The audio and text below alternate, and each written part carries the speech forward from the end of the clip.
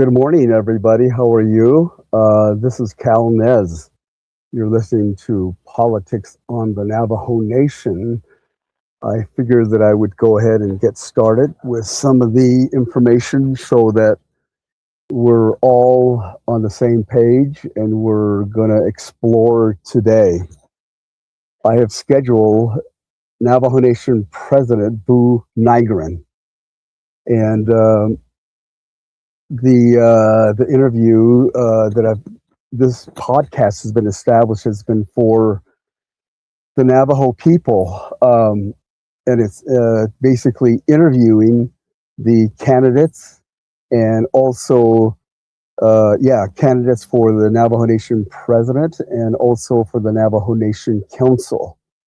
I just got a message from the president that he is running behind, but rather than having you guys wait, I wanted to just kind of get the show started. What I'm going to do is, if you guys have any questions, you can go ahead and post it online, and I am able to see what your questions are out there. And of course, I've got lots of questions myself. And so, again, there are certain standard questions and such like that I'm doing. But as soon as he arrives, we'll go ahead and get him online. But there's a lot to. I've got a lot of questions, and I'm sure you guys do too. So the Navajo Nation president is also one of the 16 candidates that are running, and out of the 16, only about half of them I've interviewed, and so I am very, very grateful for the Navajo Nation president who is going to join us. A lot of the things while we're waiting, I want to just kind of get some things. I'm sure we'll get back into it during the podcast, but there are some things that are going to be very, very, very important to all of you, and that is establishing some groundwork here. How many are you familiar with the 164 process? That is going to be an important key here. How many of you are familiar with the Navajo Nation Business Opportunity Act? How many of you know about the Procurement Act and the subsequent changes? And one of the things that's really, really crazy here is that they all apply. But one of the things that I think you guys all need to also understand is that there's a difference between CARES and also between ARPA. So there's those fundings, and so these are very, very important as we move forward on this. And also the going back to the 164, that's a very, very, very intense process. It goes through procurement determination. It just doesn't happen. And if you look at this Navajo Nation contracting, it just, you just don't award a contract. There is a step that it goes through. And one of the ones that, it starts out with the SAS. That's an acronym for Signature Authorization Sheet. And that was authorized under Title II, 164, and it serves as a as an enforcement mechanism for the Navajo Nation Procurement Act.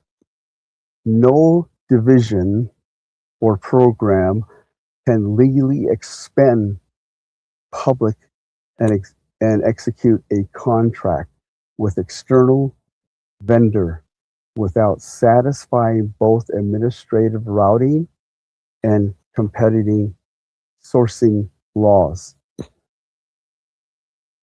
And if you look at that, that's a cover sheet to every contract.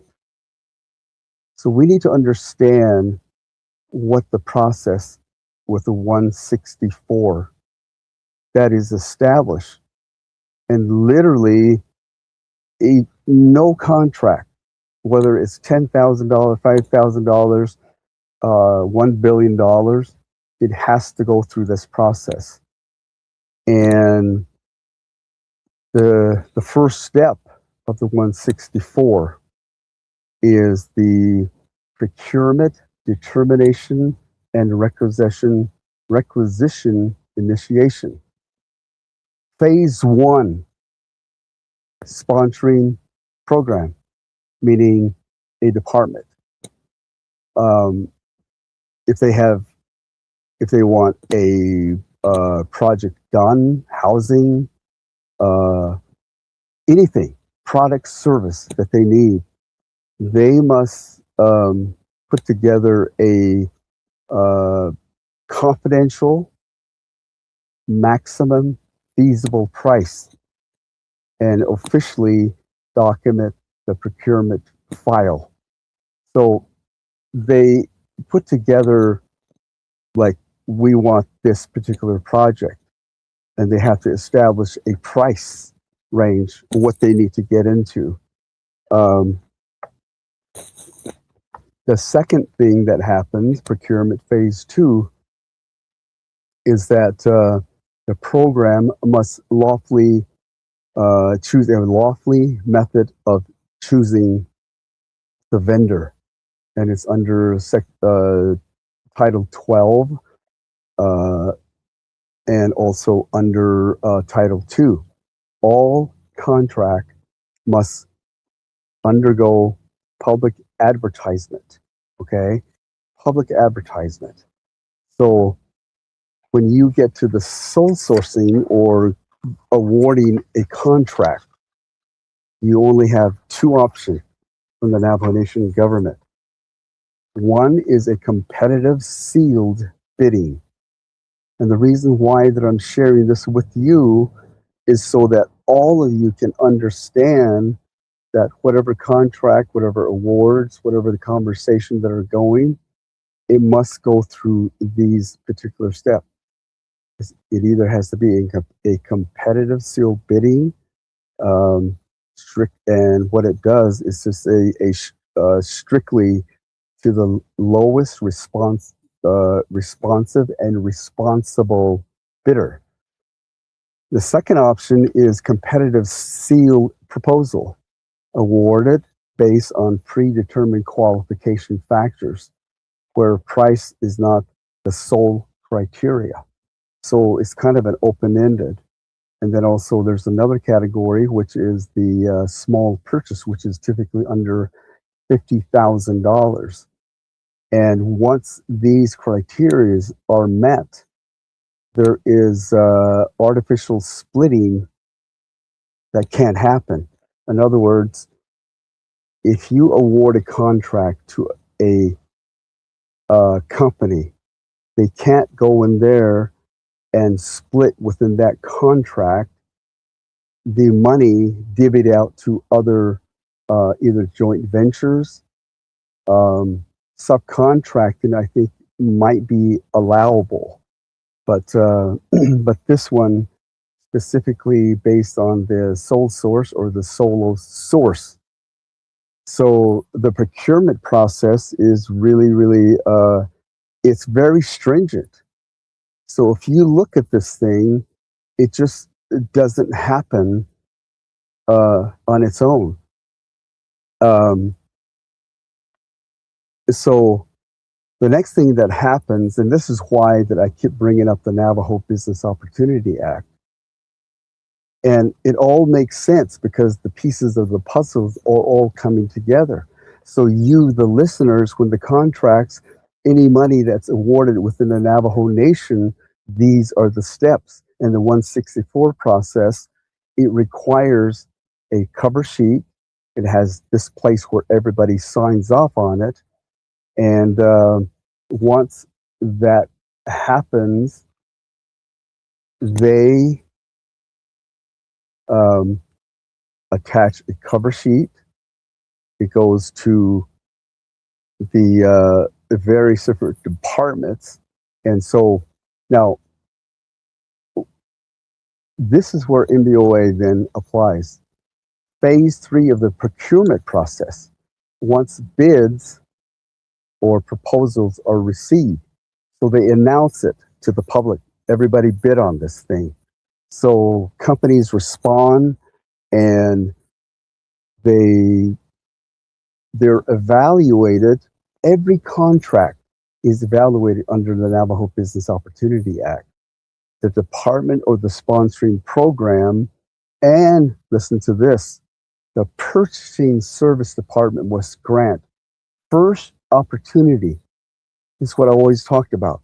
First opportunity to the Navajo people, and strict preference to certified vendors on the business regulatory department list. This is where the source list comes in, and they're evaluated based on whether they are priority 1, which is 100% Navajo owned. Priority 2 is 51% Navajo or other Indian.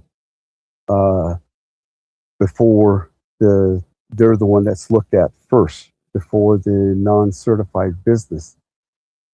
Once the winning, so everybody's in this room, there's these packets in there, and they pick out which one and who's eliminated based on this priority system.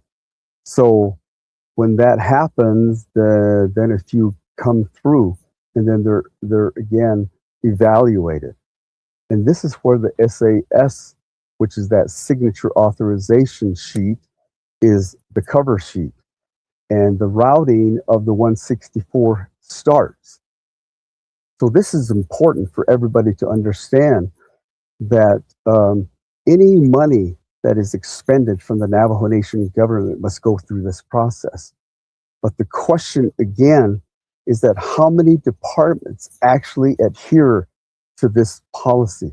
How many people even know there is a procurement law?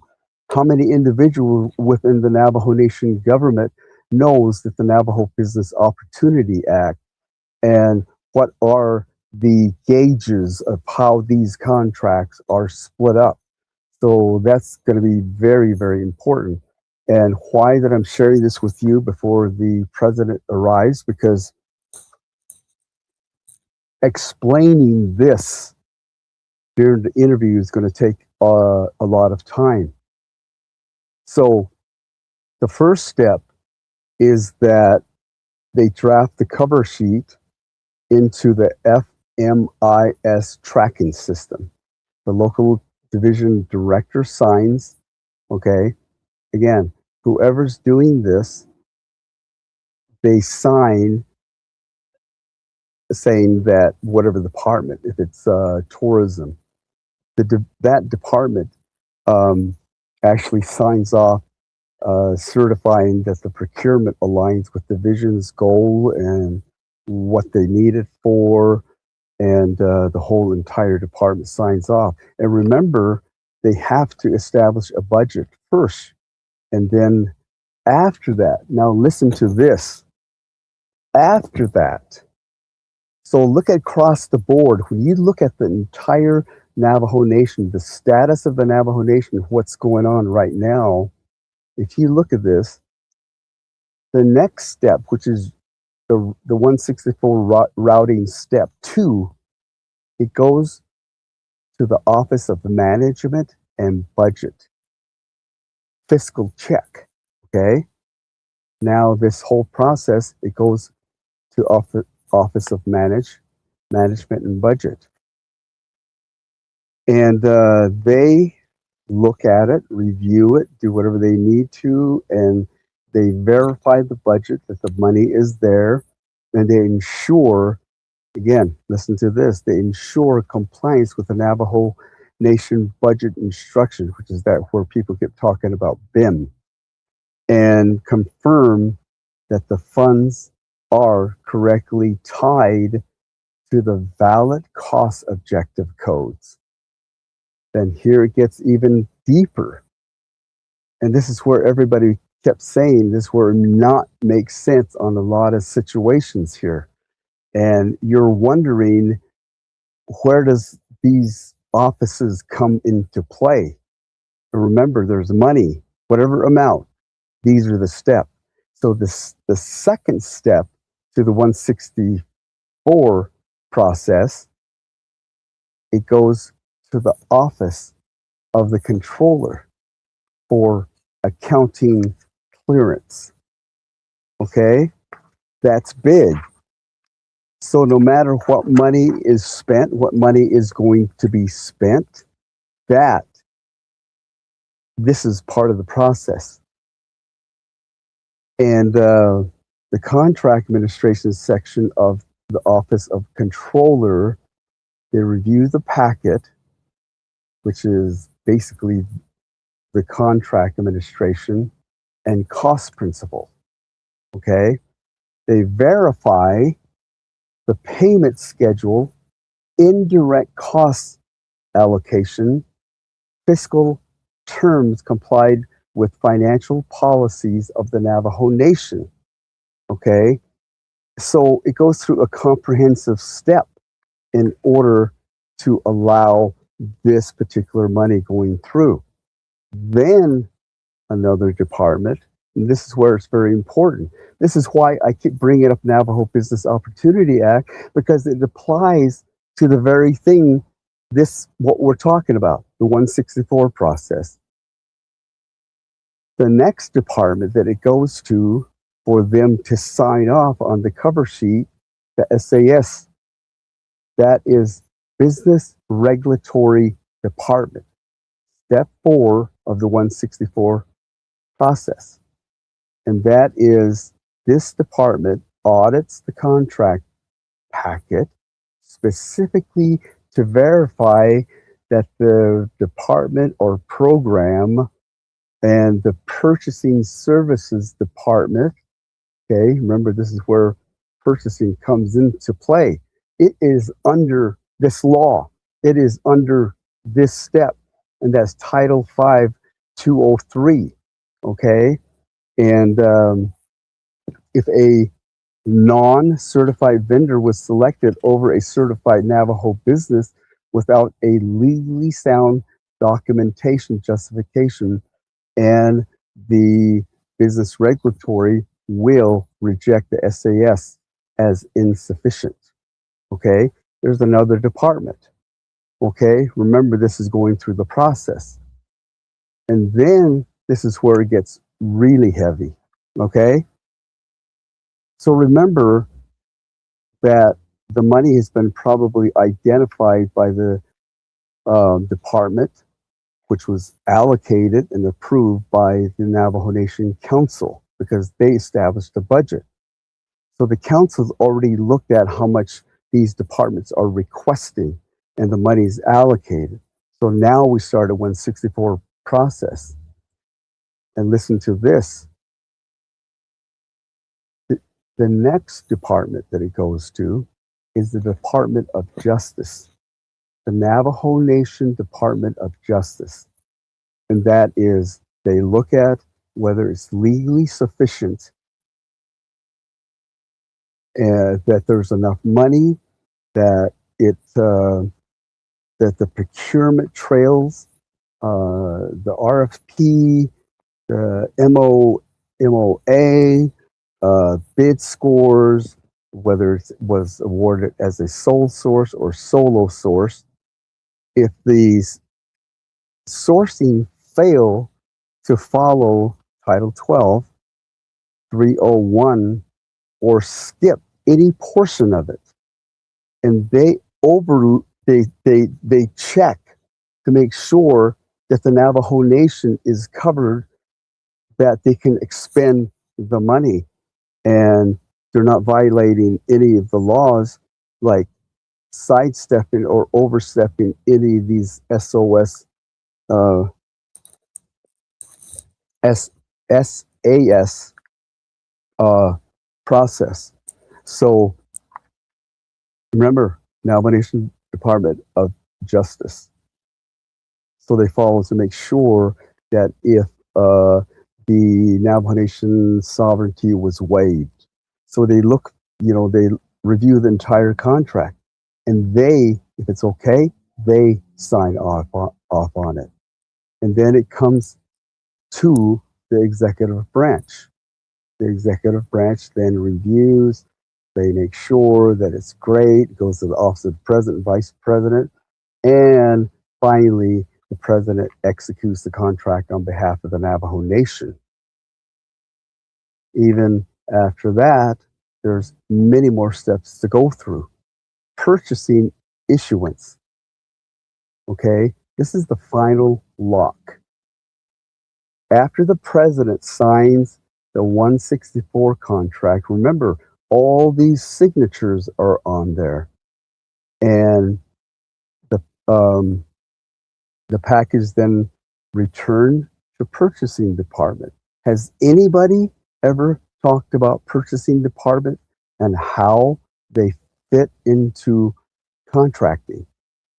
This is so important that if we understand this, and that's why I keep preaching or saying this over and over in my podcast, that the Navajo Business Opportunity Act and the Business Regulatory Department, procurement laws, and purchasing department applies to everybody at central government, and it goes all the way through to chapter government. Every aspect of the Navajo Nation government, this is what it goes through.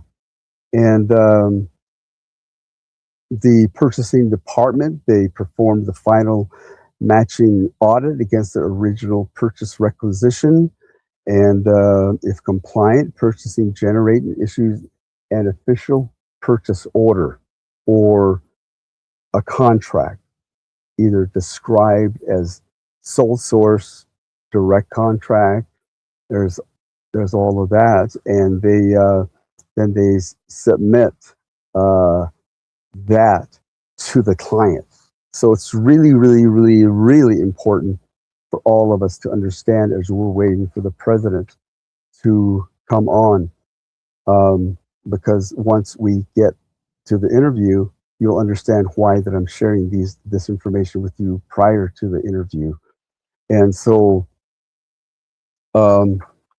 there's another thing too that is really, really bothersome. The thing that I liked about the Navajo Nation Business Opportunity Act was the way it was originally set up, but it was recently amended.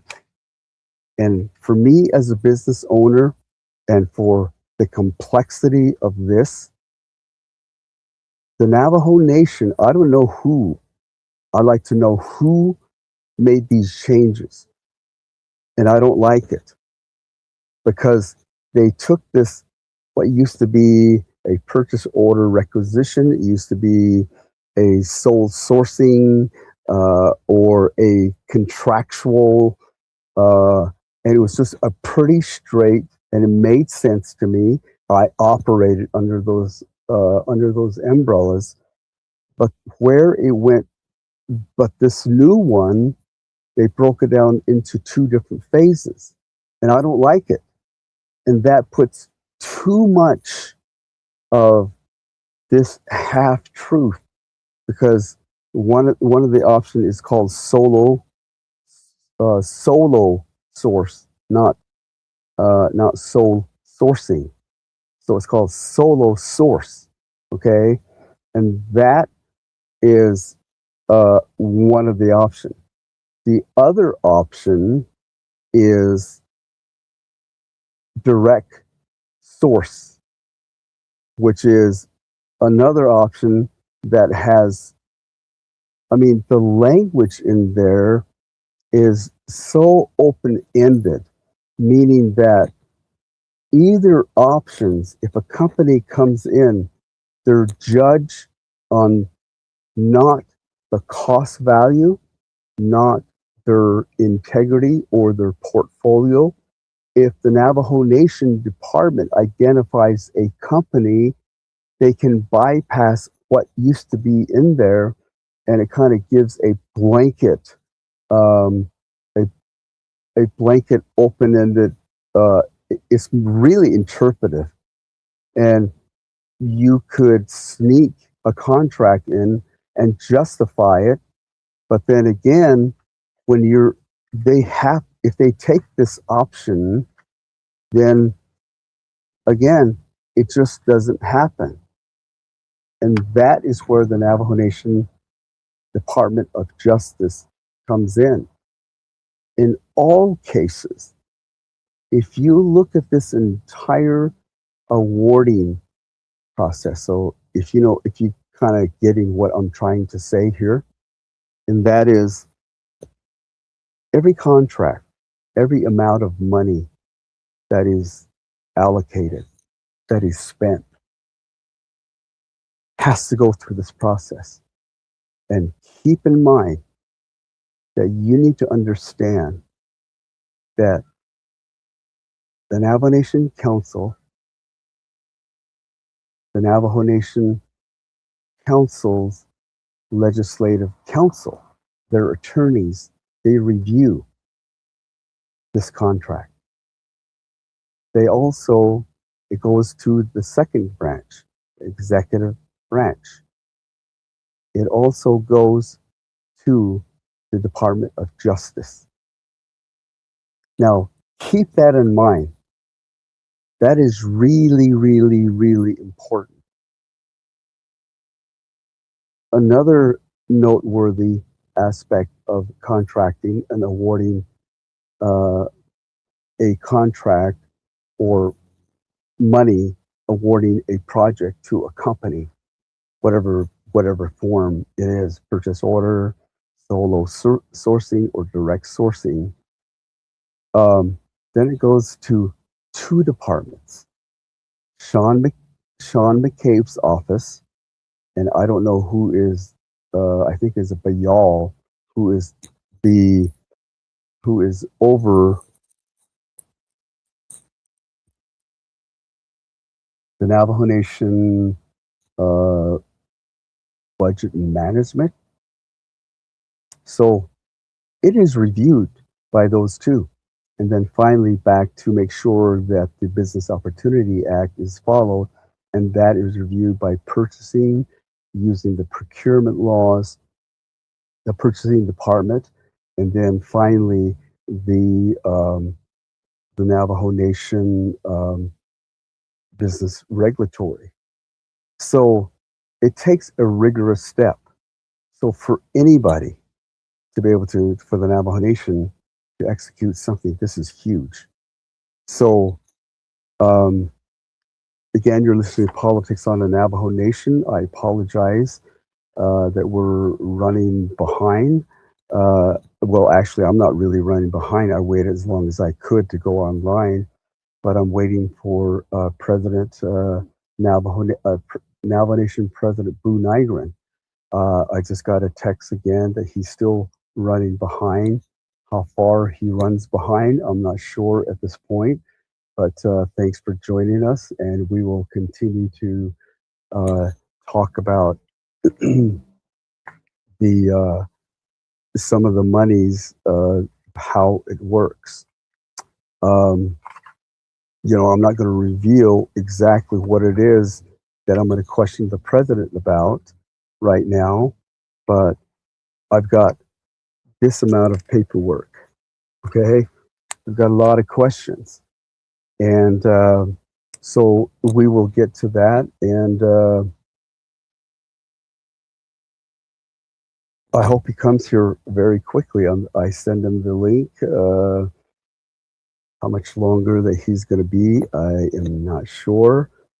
But I call back to the one of the things I want to talk about too while we're waiting is this election.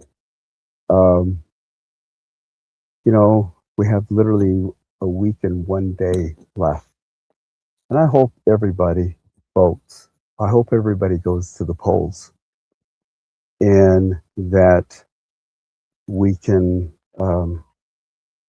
select leaders. And one of the things that I continually say is that Diné doi khayre b'deitida.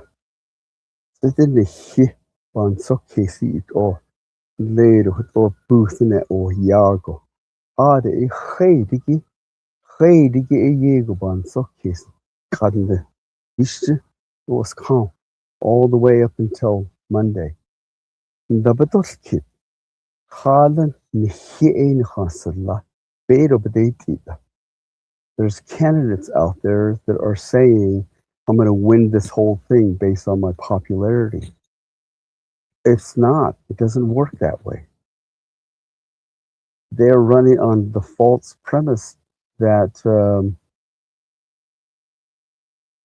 they're going to win. And maybe they do have support, but their support is coming from out of their chapter realm. And so, that's a false assumption. Ako did o hayu eben na did kon night ish kidigi.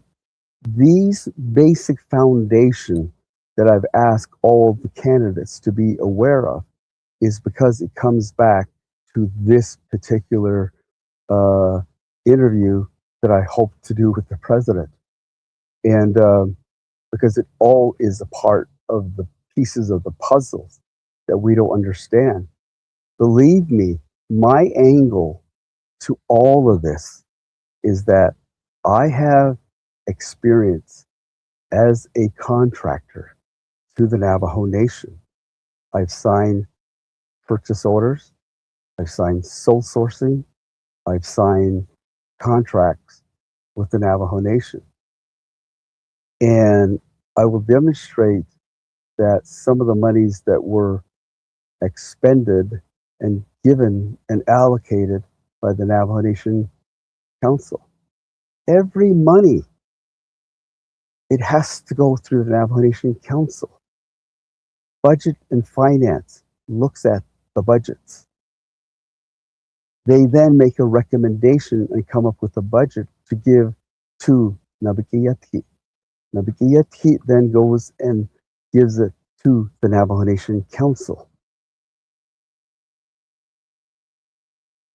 That's important to know. And throughout the whole process, then the monies are distributed to the different departments, the programs at central government through the entire Navajo Nation. It just doesn't automatically happen. All the 3 departments, divisions, or branches, I should say, all 3 branches get to touch every money. And it also is approved by Office of Budget and Management. It is also touched by Office of the Controller. So it goes through a lot of process. So thank you for joining me. I'm waiting for President BUU NYGREN to join us. I'm really looking forward to this interview. And thanks for waiting. Do you guys have any questions?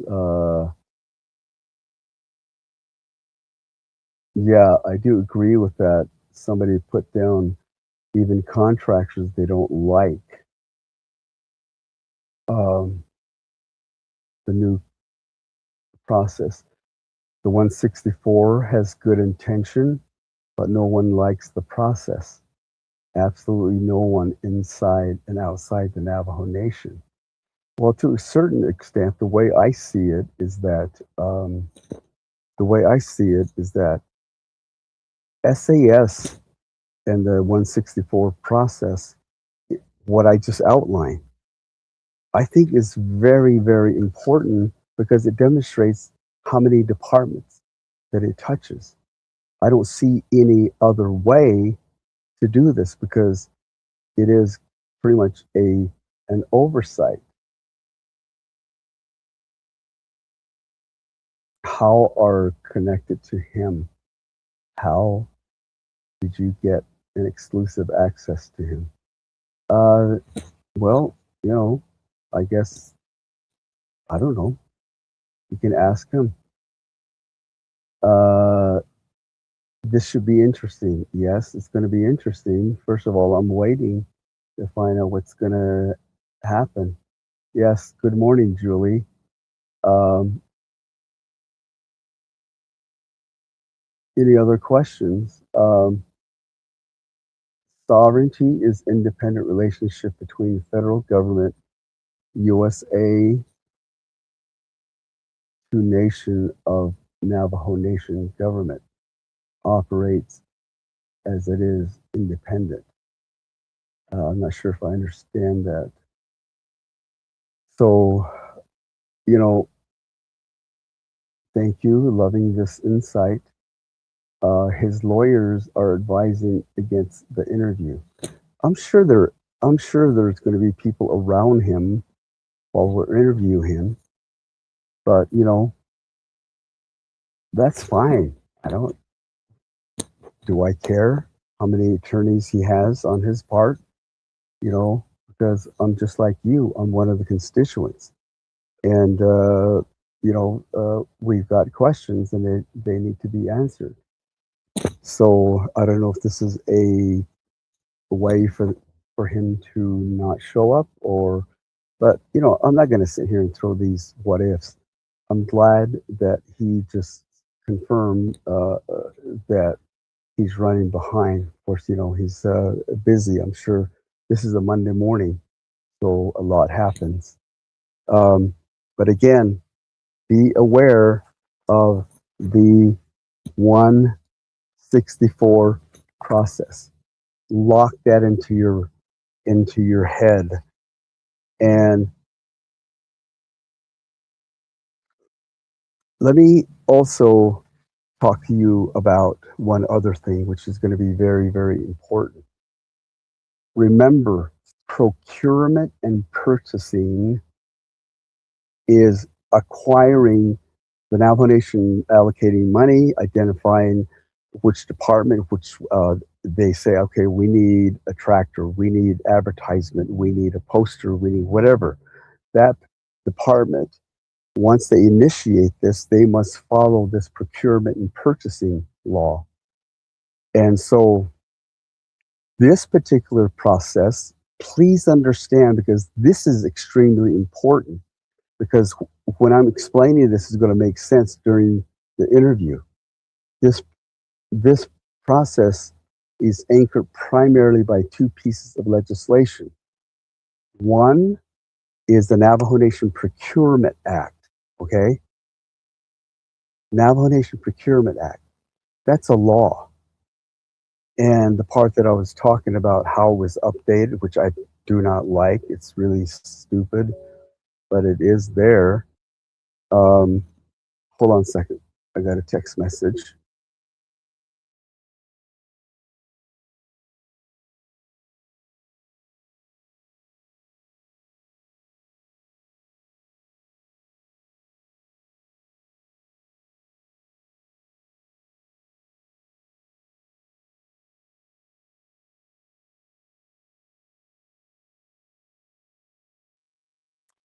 Okay, still running behind, they say. So at least they're staying in contact with us.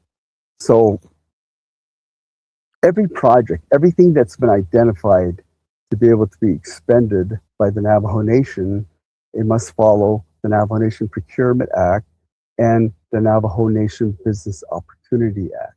Okay, it's really, really important. This is how vital it is, because every money that is expended, um,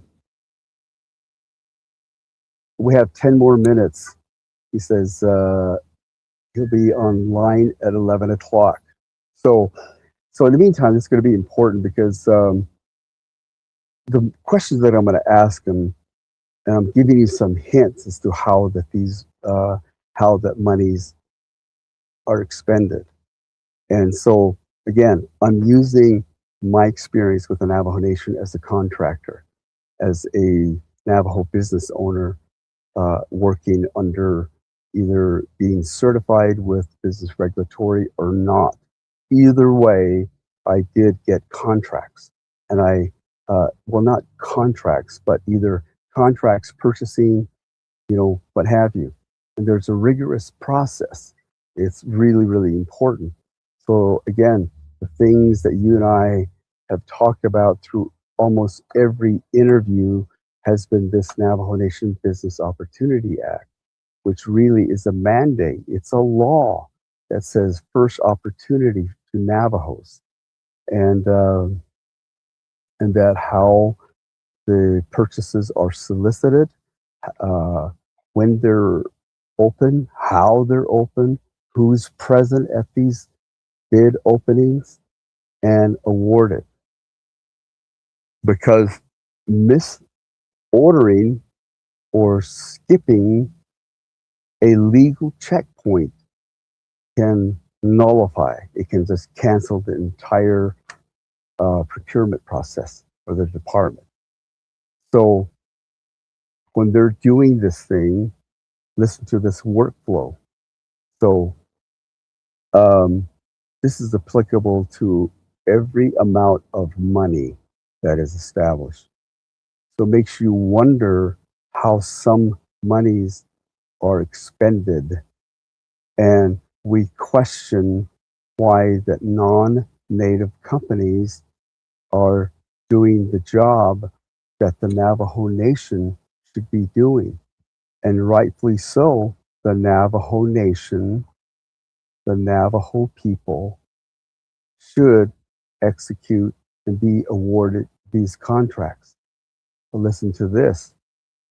Number one for the procurement workflow, and that is they establish the scope, and again, the maximum feasible price, meaning that they know the vehicle costs $35,000 to $45,000. So they take the middle road and establish a price. I mean, they're not going to go in there and say, okay, this vehicle for a certain department is going to cost $1 billion. That is not the maximum feasible price, okay? Because no vehicle costs $1 billion.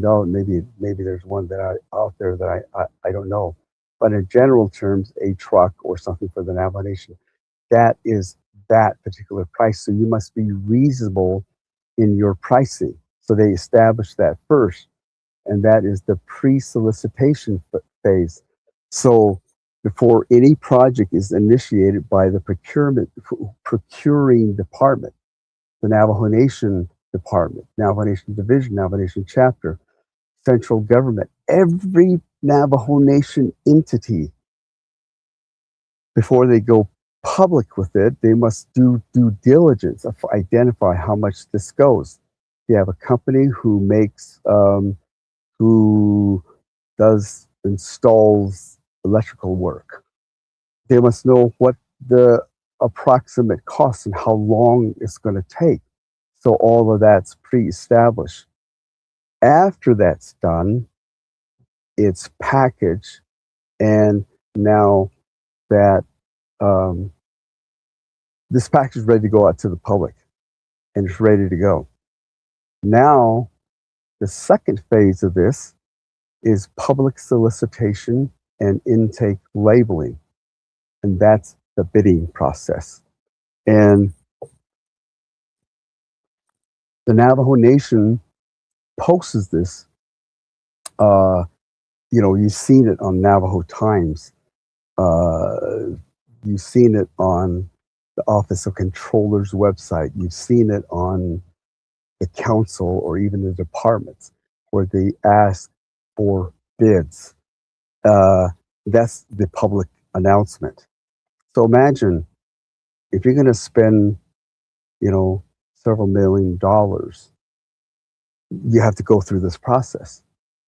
And the public solicitation and the bidding process, now they're asking for bid, they're advertised. And there's a deadline. Everybody, I've been there. I put a bid together, won a lot of them, lost a lot of them. But either based on my own personal budget, because I might have exceeded the maximum feasible price. I might have, a certain aspect of the project I might not have included in my bids. So I'm eliminated or I'm given this award. As they come in, these bids must remain sealed. Okay? The procurement party is legally required to sort and group these unopened packages. So think about this. We're now navigating as to how every money is expended. And they sort it and group it into unopened packages immediately based on the vendors. Here's what applies. The Navajo Business Opportunity Act. And that is Navajo first. If you have a Navajo company that offers that particular service that's listed on the source list, they have first opportunity to bid on it. And in some cases, some are not on the source list, but they're still considered. But the non-Navajo companies, they fall into priority 2. Listen to this. The non-Navajo. Think about that. Giving you some hints here. And then a big, almost like a ceremonial deal. The purchasing and the procurement department, or the department who's sponsoring this, they have what's called a bid opening, the MBOA gate. And this is where the evaluation phase. Bids cannot be opened simultaneously. Under the MBOA, evaluation must follow a strict statutory hierarchy, meaning that they take these packages and they look at the package and it's either listed as priority 1 and priority 2 and then the non-priorities. But what I used to put on mine was that 100% Navajo owned business. So I guess I either fell in or fell out at whichever phase. Priority 1 envelopes are opened first. These are the 100% Navajo owned and controlled certified businesses.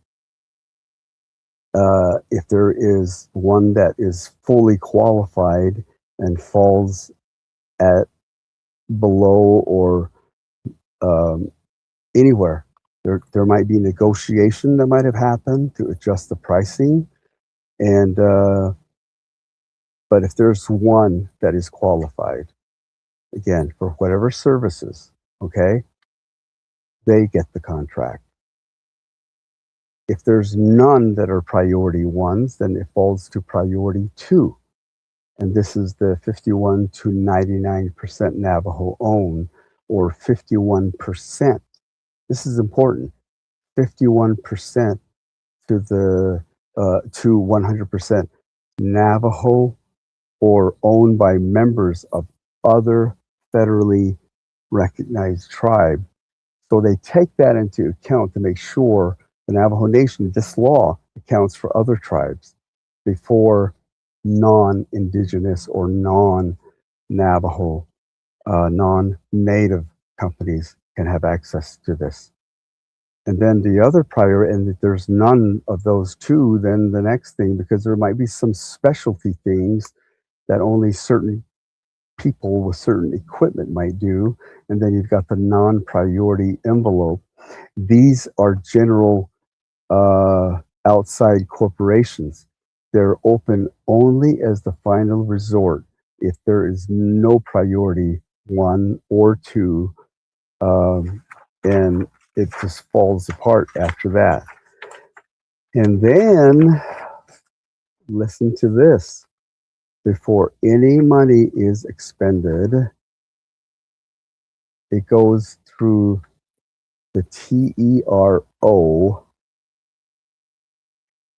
and the labor law vetting, which is where the compliance.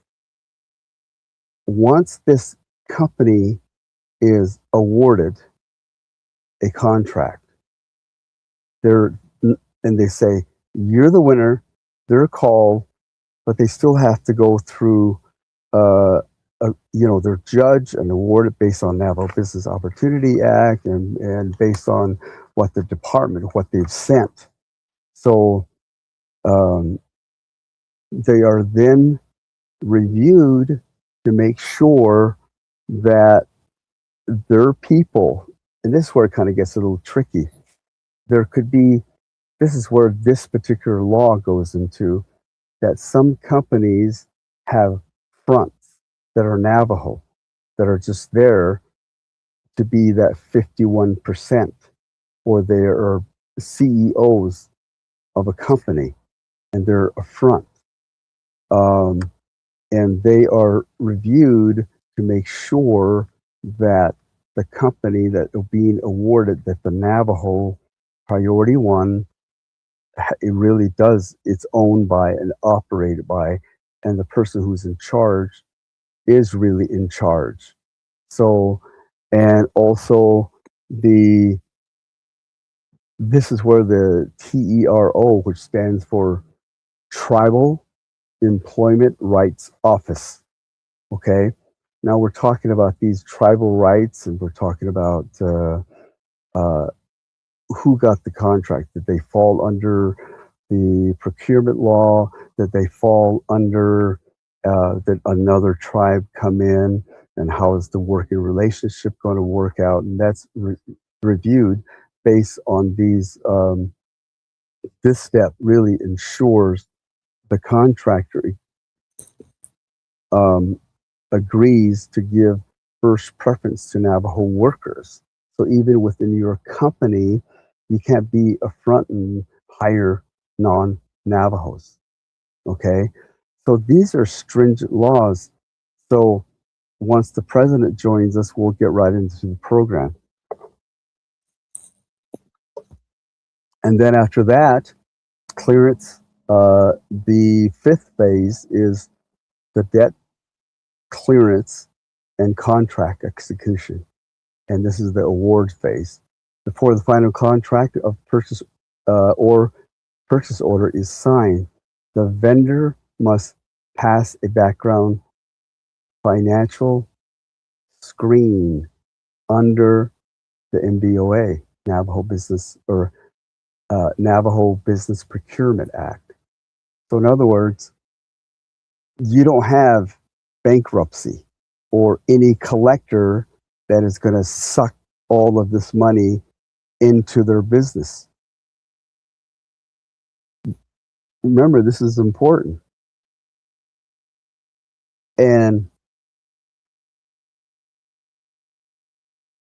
if somebody has back taxes, if somebody does owe the Navajo Nation government some money, who's either defaulting on a prior tribal agreement,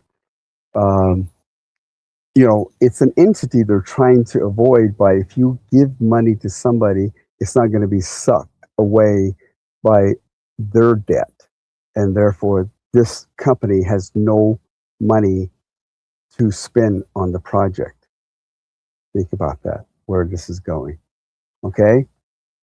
Accompanying, and then other things to consider is also the company core purchasing law. To navigate the procurement landscapes smoothly, it is vital to keep three companion regulatory mind frame. Number one is that remember the 2023 Procurement Act amendments. This a modern overhaul and fundamentally change how non-competitive contract works. Okay, it completely eliminated the sole source. This is what I was talking about. I mean, this is written in the law. This new amendments to the Procurement Act, I don't agree with. I don't know who the heck thought this up because this is where a lot of the interpretation could come in. Somebody comes in and says, I know everything about this department, whether they're Navajo or they're not Navajo. I know because I've been working with the Navajo Nation government for the past 12 years, even though I'm non-Navajo, but I do know the system. I do know the key players of every department. So I'm best qualified to execute this project. And this is where this interpretive solo source and direct source, it just makes no sense. And I disagree with this amendment that was on during the 2023 amendments. The other one to consider under these is the Navajo Uniform Commercial Code. This body of law governs the underlying mechanism of commercial transactions, standard bill of lading rules, product delivery acceptance, and the legal remedies available to a vendor that delivers defective goods and breach a sale contract. So the Navajo Nation has another layer. If somebody screws it up and they deliver garbage or just used equipment or it's just a real poor quality, the Navajo Nation can reject this. Okay, and then the MBOA priority certification to make sure that the business regulatory is they have paperwork if they qualify as priority one. Companies must prove active operational management and explicit native ownership. So there's many checklists. And one of the things that I've experienced personally, even though there was like $100,000 project, the printing might have cost about 60,000. And, who has 60,000 laying around? The Navajo Nation, in all the years that I've done work with the Navajo Nation, I never got a down payment. Never.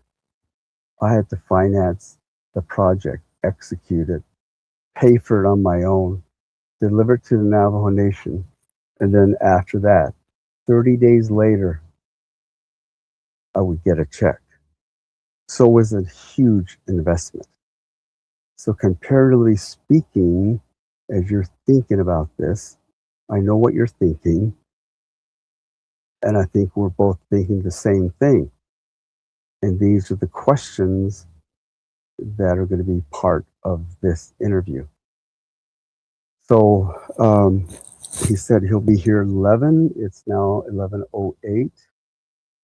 So, Kashinta. But thank you for being here. This might turn into a 3-hour gig. I hope that he gives us as much time.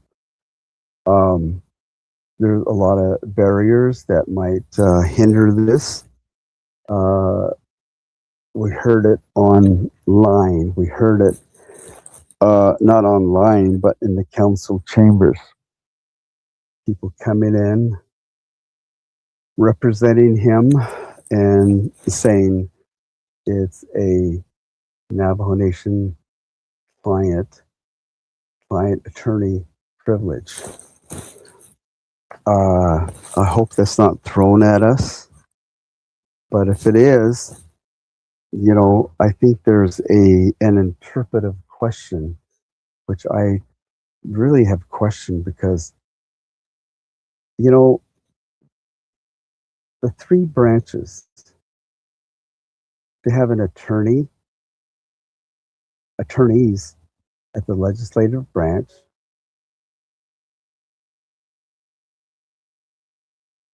He's setting up right now, they said. There's the legislative council, then there's the executive branch, they have their attorneys, and then the attorneys at the Navajo Nation, Department of Justice. So when one division or one branch comes in, the question really is, where does this client attorney privilege really work at?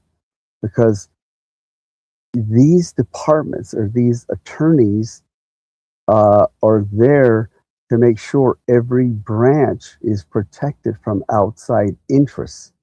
Outside interests meaning people that are, businesses, what have you, that are trying to infiltrate the Navajo Nation government. And that's where it's protected through this contracting. So when you have the Department of Justice going in there and proclaiming that they have information that is privileged based on client attorney privilege. And I just, like, in this case, really, we're the employee, we hired them, but are they protected against each other? Are they can't cross? What if, like what happened, the nomination council sued the president? Is that why that just judicial branch stepped up? That's a question. And another question that I have is that you've got this office of controller. Who does it fall under? Should they be independent, or should they remain as part of the, I think right now he says he's under council. I don't know. Again, that's where some of these departments, should they be independent? Who's going to be their oversight? Who's going to have the, like, I think Budget and Finance oversees Office of Controller because they work together, they establish the budgets.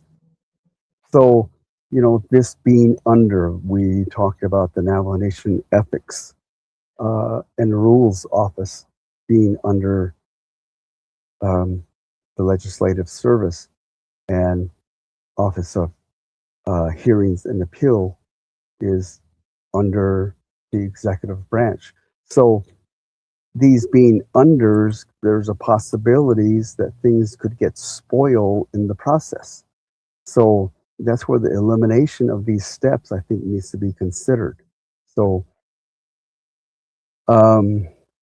he's setting up. I guess it's going to take a long time for him to set up, but we've been waiting for an hour and 15 minutes. We're waiting for the Navajo Nation president to come online. And so I'm trying to explain some things before we get into the interview. Because I've got a whole show. There's a lot of questions.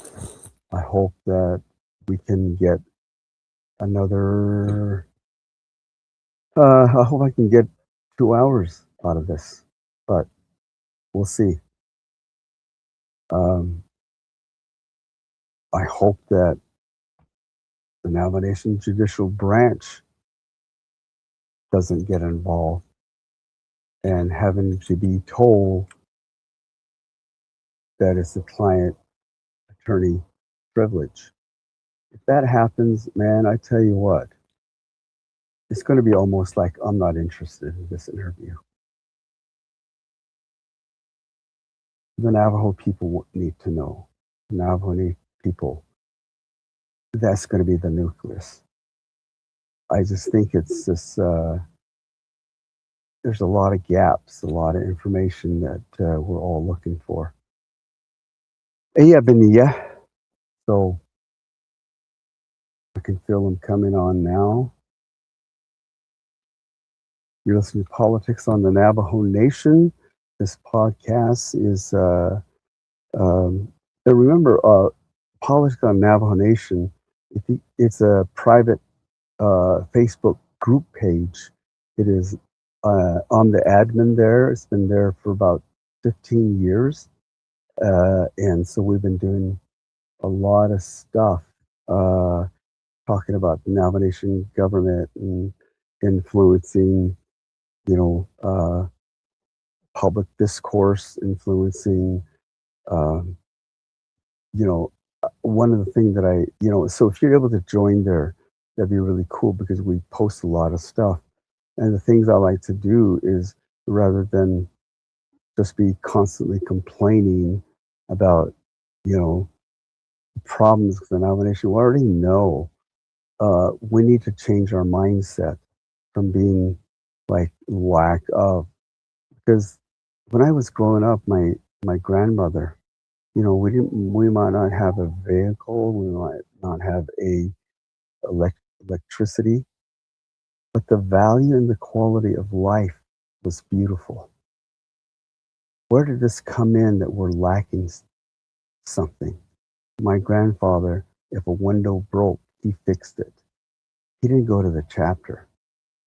If a roof was leaking, he fixed it.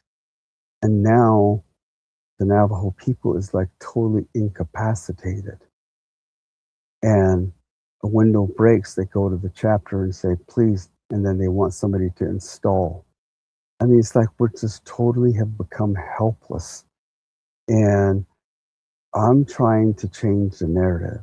I'm trying to change this idea that we can do our own thing. It's like one of the things that I always listened to was what John F. Kennedy said. Ask not what your country can do for you. Ask what you can do for your country. That should be a powerful message for the Navajo people. Eat o sha hatninigi kadehe kahalabi hidi ka nakajo bayat ala aning kajo bayande binika binika to belati it ONC case. So think about that. You're listening to Politics on the Navajo Nation. I am awaiting BUU VAN NYGREN, President of the Navajo Nation. The interview was supposed to start at 10 o'clock, and I just got a message 5 minutes ago that he's getting online. So as soon as he gets online, I'm going to start on this rapid fire. Post your questions because I can see your posts. We're listening on Facebook Live. We're listening to X, Instagram, and also YouTube. It's going to be left on YouTube. I'm going to try to edit this part out once we get the conversation going. So these are the numbers of my questions. Okay. I hope to get to all of them. and compile and research. Okay, there he is. So, ladies and gentlemen, I'd like to invite you guys and let's get ready to go with the show. And the president is in the house. So, thank you again. Thank you for listening. I appreciate your support. And I do appreciate uh, you being here with us. And I'm going to get the stage set here with Mr. President. If you can just be patient here for a few seconds. Let me get the stage set. You're listening to Politics on the Navajo Nation. This is Cal Nez, your host. Thank you for being here with us. Today is a continuation of the Navajo Nation president's interviews. And I'm looking forward to this interview. I'm excited to be able to explore some things. So, again, welcome. And I'd like to bring uh, Mr. President BUU VAN NYGREN online. Yat A. Hey, Shinanta. Yade Ake. Cal. Oh, yat A.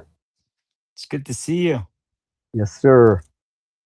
Yeah, we've been just excitedly waiting for you. So, uh, everything okay? I'm sure you're Yeah, really busy. yeah, things are good. Things are good. It's a typical Monday morning. It's a lot of things, a lot of paperwork, and a lot of things that you got to kind of handle first thing Monday morning to kind of kick off the week. So, because the government still has to run, government still has to function, regardless of all the other things that we do on the weekends and the evenings. But really, it's good to see you too, Cal. It's been Oh, oh, long yeah, time since we've seen each other. yes, sir. Okay, let's jump right into the interview, Mr. President. Um, I normally have a just. I want to just preface this. I normally there's a lot of background information, so excuse that. I apologize. And um, normally I have a set of standard questions for all the presidential candidates, but today I'm going to pivot. I'm going to pivot to one of the biggest things that the Navajo people are asking. So, and I normally don't send questions prior, as you well know, to the interviewee. So, I would like to talk about one of the biggest things that's been online in the news media everywhere, and that is, I'm sure you've heard of it, the missing $24 million. Abiyahya. But yeah, sounds good to me. Okay. You know, let me just start out by saying, oh, you, oh, nakahos, how did that happen? Why did it happen? Where is it? Everybody's been asking.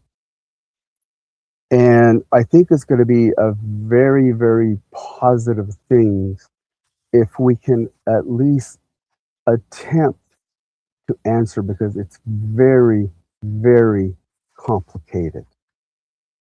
There's many pieces to this.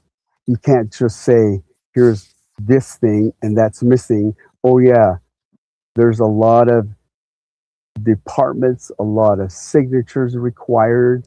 There's many, many different things. So we have a serious problem.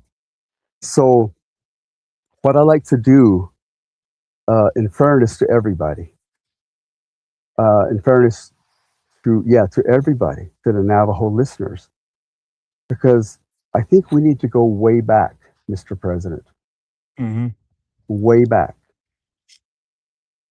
Chidi Besana Raya, and we've heard it in the context of two money sources that were granted related to this. I think it's COVID, both of them. One of them was CARES. One of them was ARPA. the American Rescue, you know the acronym. Mm-hmm. A2 Basonante. And they came in different phases. Uh, One came under Jonathan Nez, and I think maybe both of them came over, and it's some of it kind of filtered over to you. And there's kind of a weird thing that happened because under the Nez Leiser administration, that's where the money was, and that money was kind of placed on the shelf during this transition when you came in. So there's a lot of that overlaps. So the council was over here, the judicial was over here, and that crossed over. And how many people came over that knew about the original? Can you share with us and really clarify to the audience what ARPA and CARES are all about, when they started? I think that's a good place to start. I'd like to address this from the chronological order, Mr. President. All right. Well, thank you for tuning in. Thank you, Cal. Again, I hear that question all the time, and one of the things that it makes me think about how complicated our government it is really we've over perfected the process that the federal government implements on us. And so, as you know, those are some of the things that we've constantly tried to figure out, how do we streamline a lot of those processes. So when someone says there's $24 million missing, the president pocketed $24 million, or whatever the case is, that process is almost impossible to penetrate because you can't get it done because there's so many checkoffs. You got the controller's office, you got different divisions, you've got so many people look at the in this case the IDSA contract, and it goes through all those processes. Even after the fact I sign it, it goes back to the controller's office, and then it goes through that process, and then the divisions, they're the programs that manage a lot of those resources and those dollars, and those pay applications are run at that level, and I never even see it again. And so when people say that, and it's been said about it because it's election season. Election season started 2 years ago. It seems like everybody's always tried to take me out and say certain things or accuse me of various things. And the only thing I always say is, bring it on. Show me the evidence and let's get it done because we got work to do. And we'll let the courts and let the attorneys settle it because I know where I stand on these situations because everything was always done by the books. And I think that's one of those things that people get so tired of it is because over the past 3.5 years as president, there's been so many different scenarios of everyone trying to constantly disrupt services and disrupt the Navajo Nation president. But I haven't let that distract me over the past 3.5 years because there's just so much work to do. So when it comes to noise, when it comes to hearsay and Diné, I just say, you know what? I'm not going to stop you from pursuing it. We'll just there's the right way to go about those certain things, and let's go get it done. And in my case, I've always said that everything has been done by the books. There's no hiding. There's nothing that we're trying to say, hey, this is what's going on. This is what's happening. It's okay. Go ahead. Go do it. Go investigate it. And I don't mind any of that because to me, that's the best ways to approach it. But at the same time, it also wastes a lot of time and resources because just think about how much effort has gone into trying to catch me with something. There's just so much millions, probably millions of dollars at this point that people have spent trying to catch me in doing something that I shouldn't be doing. And in my case, I'm like, yeah, bring it on. There's transparency, accountability. I got nothing to hide. So go investigate. But all I know is you're going to waste a lot of people's times and resources. And that's kind of what it's been like. Because if you follow this whole situation, there's been random, again, you got the council coming up with different laws of trying to investigate. They're trying to be the judicial branch and trying to do all these other things. And in my opinion, it's like there's true separations of powers. If you're going to investigate the right way. Don't be trying to go politically framed because as you can kind of tell now that everybody has kind of showed their cards on who's running for office. Now you know why they've been positioning like this for the past couple of years. And obviously, the goal was, hey, let's taint the president's name. let's taint the president's image, and hopefully the Navajo people get tricked at the end of the day and they don't want to vote for him.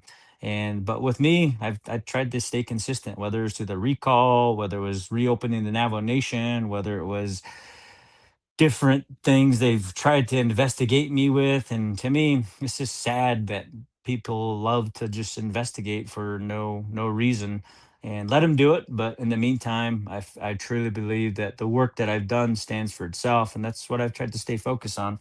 And Yeah. then, as you mentioned earlier about ARPA and CARES Act, because even before I became Navajo Nation president, I was heavily involved in like the CARES Act because I worked over at NECA, and that's where we really tried to focus in on more bathroom additions and trying to figure out how do we continue to build more water lines, more infrastructure, and things like that. These are dollars that came down from the federal government. I think CARES Act was during Trump one administration, and then ARPA came through President Biden's administration, I believe. And so again, there's a lot of different dollars that came down from the federal government so that we can spend those dollars within our communities. And so again, one of the things that people get confused about is a $24 million grant that was never dispersed. Yes, there was a time and place where Zenny was considered to get a $24 million grant, and then I just heard too much noise about it, and I was just like, just leave it alone. So I was just like, just leave it alone.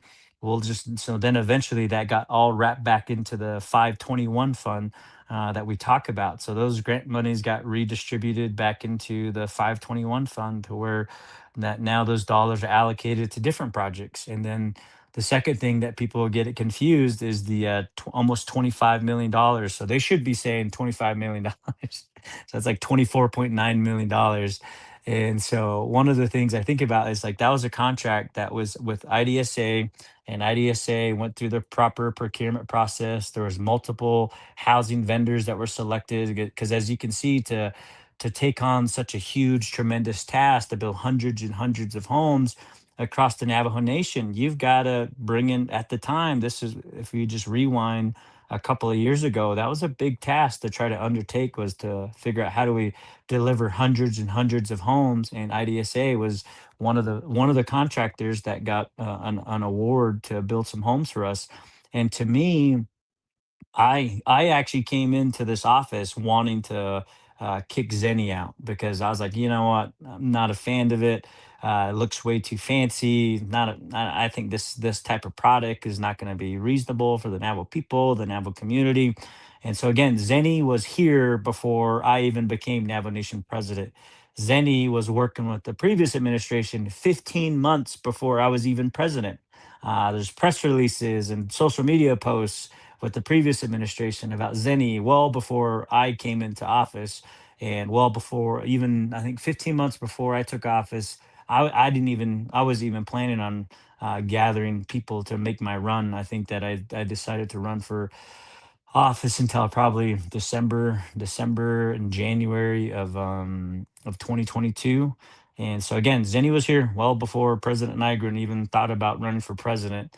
And so again, so for me to be completely everything about Zenny to come my way, those are some of the things that we should consider. Is Zenny was here before me. I became president, and one of the first things I thought was, nah, this is a terrible idea. Not going to do it. And so then eventually, the division of economic development, some of the managers and department managers wanted me to go and tour the facility in the first couple of months as I was president. So then I went out there.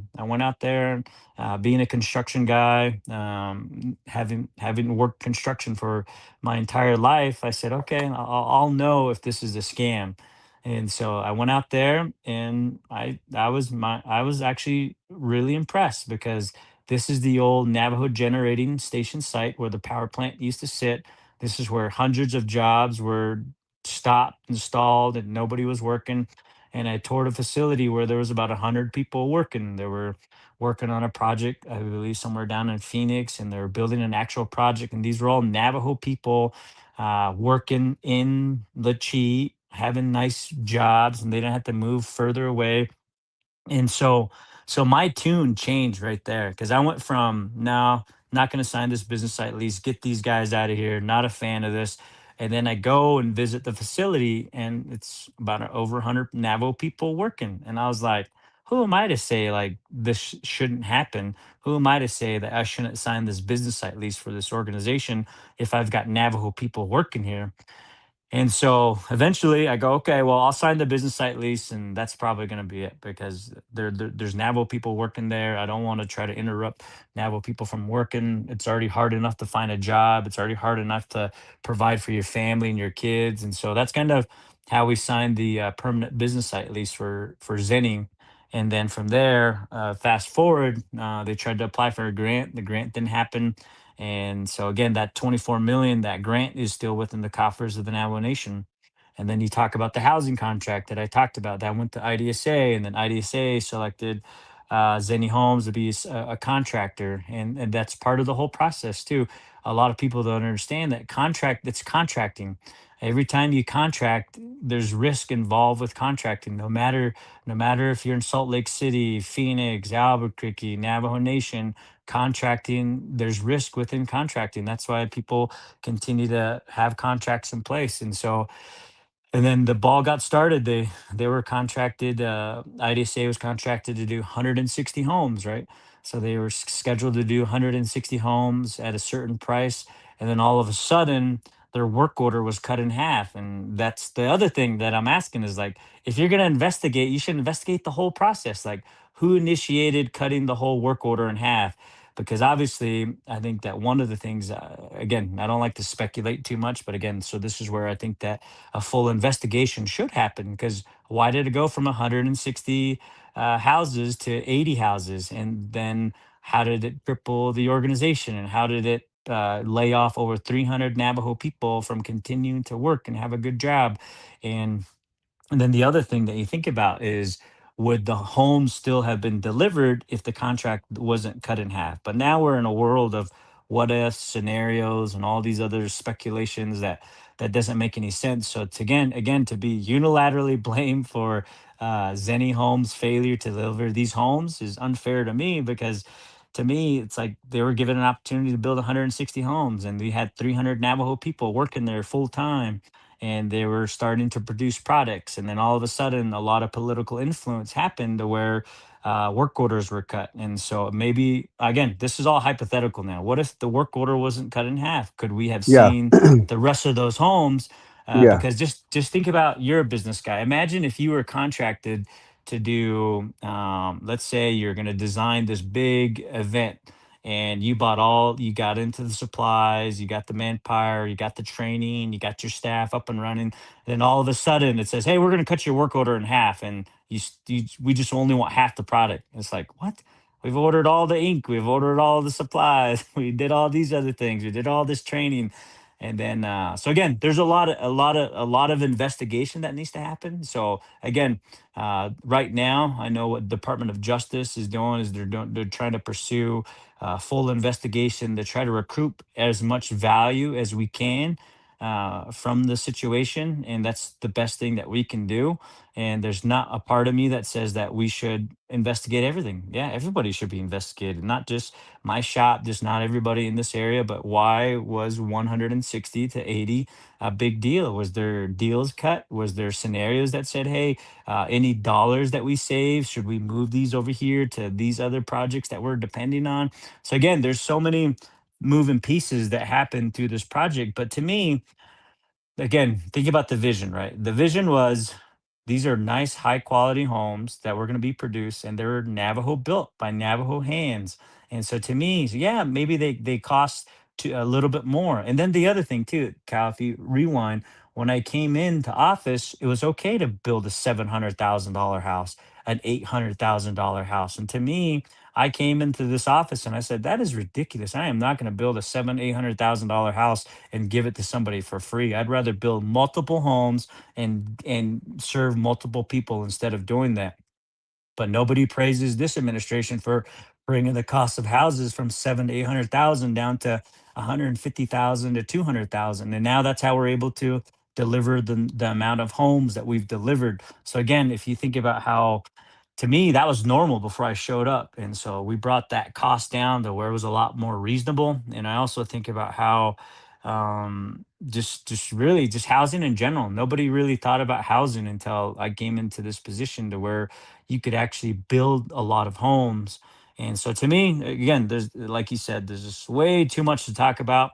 And so every time I get asked this question, all I can say is like everything's done by the books. Everything was done correctly. We're trying to recuperate as much Yeah. value as we possibly can. But again, the whole Well, again, as president, uh, you all as I think as a businessman too, like if you just sit there and try to wait for the best scenarios, nothing's ever going to get done. And so when we came in, when we came in, even though we had this hiccup with Zenny, those 160 homes, they're still going to get built. We were just able to have a better solution that we've created through this process to where Homes Direct is going to deliver those 160 homes. And those dollars that were allocated, because initially 50 million was allocated for this project for 160 homes, and so that extra 25 million and change is going to still going to deliver the 160 homes. And so to me, we were able to diversify a lot of the risk, and by diversifying, we're going to meet the end goal. The end goal was okay. 160 homes. The 160 Oh, homes are still going to be built. okay. Let me let's go through this really actually step by step because we'll eventually arrive to where you are talking about, which is the future. Um, because I think the foundation of this is really, really important because, I want to methodically say what happened at what stage, what year, under which administration, because that's important because there's a lot of stuff that really plays into this overall thing, and everybody's just fixated on this $24 million, and whether it's 24 million. But anyway, there's a certain amount of money that is supposedly missing. So originally, to my understanding, under the Nez Lizer administration, the Navajo Nation Council allocated over $1 billion to the housing infrastructure initiative. And parts of it were used, spent, and there's a whole list of business. And every department, every program, certain chapters, who sponsored it, did this. They did that during the Nez administration, and part of that carried over to this administration. But what became peculiar is that the 24 million or the 25 million became the one piece of puzzle that everybody trans they got fixed on. And that's where I want to explain. I like, because what the information that I know about, originally that 25 or 24 million, that was part of a $25 million housing initiative. Am I correct on that? I think it was 30 million. 30 million to do housing manufacturing. Yeah. Okay. So within that, um, who specifically established the 30 million? I think that was in the previous legislation, the 30 million, previous council, previous administration. But one of the things that we did when we came into the office is like a lot of these projects, there was a bunch of projects. And so I took office and people were like, there's no way you're going to be able to spend that amount of money and be able to implement and build these projects just because the Navajo Nation government is not set up to do that. And so I forget what pieces of legislation in the past, but we definitely it got consolidated to make sure that projects that part of the grant money was actually used. The 30 million that you're talking about went to Southwest Indian Foundation. Yeah, Southwest Indian Foundation. So Southwest Indian Foundation, they've been around for a while. They're constantly building homes out in this area. And so to me, it was a win-win. It's like, okay, they're going to be here for a long time. Let's get in some dollars and let's try to expand their facility, their capacity, because they're going to be around after I'm here as nomination president. And so let's improve their systems and their processes and their scopes of work that they do for our community.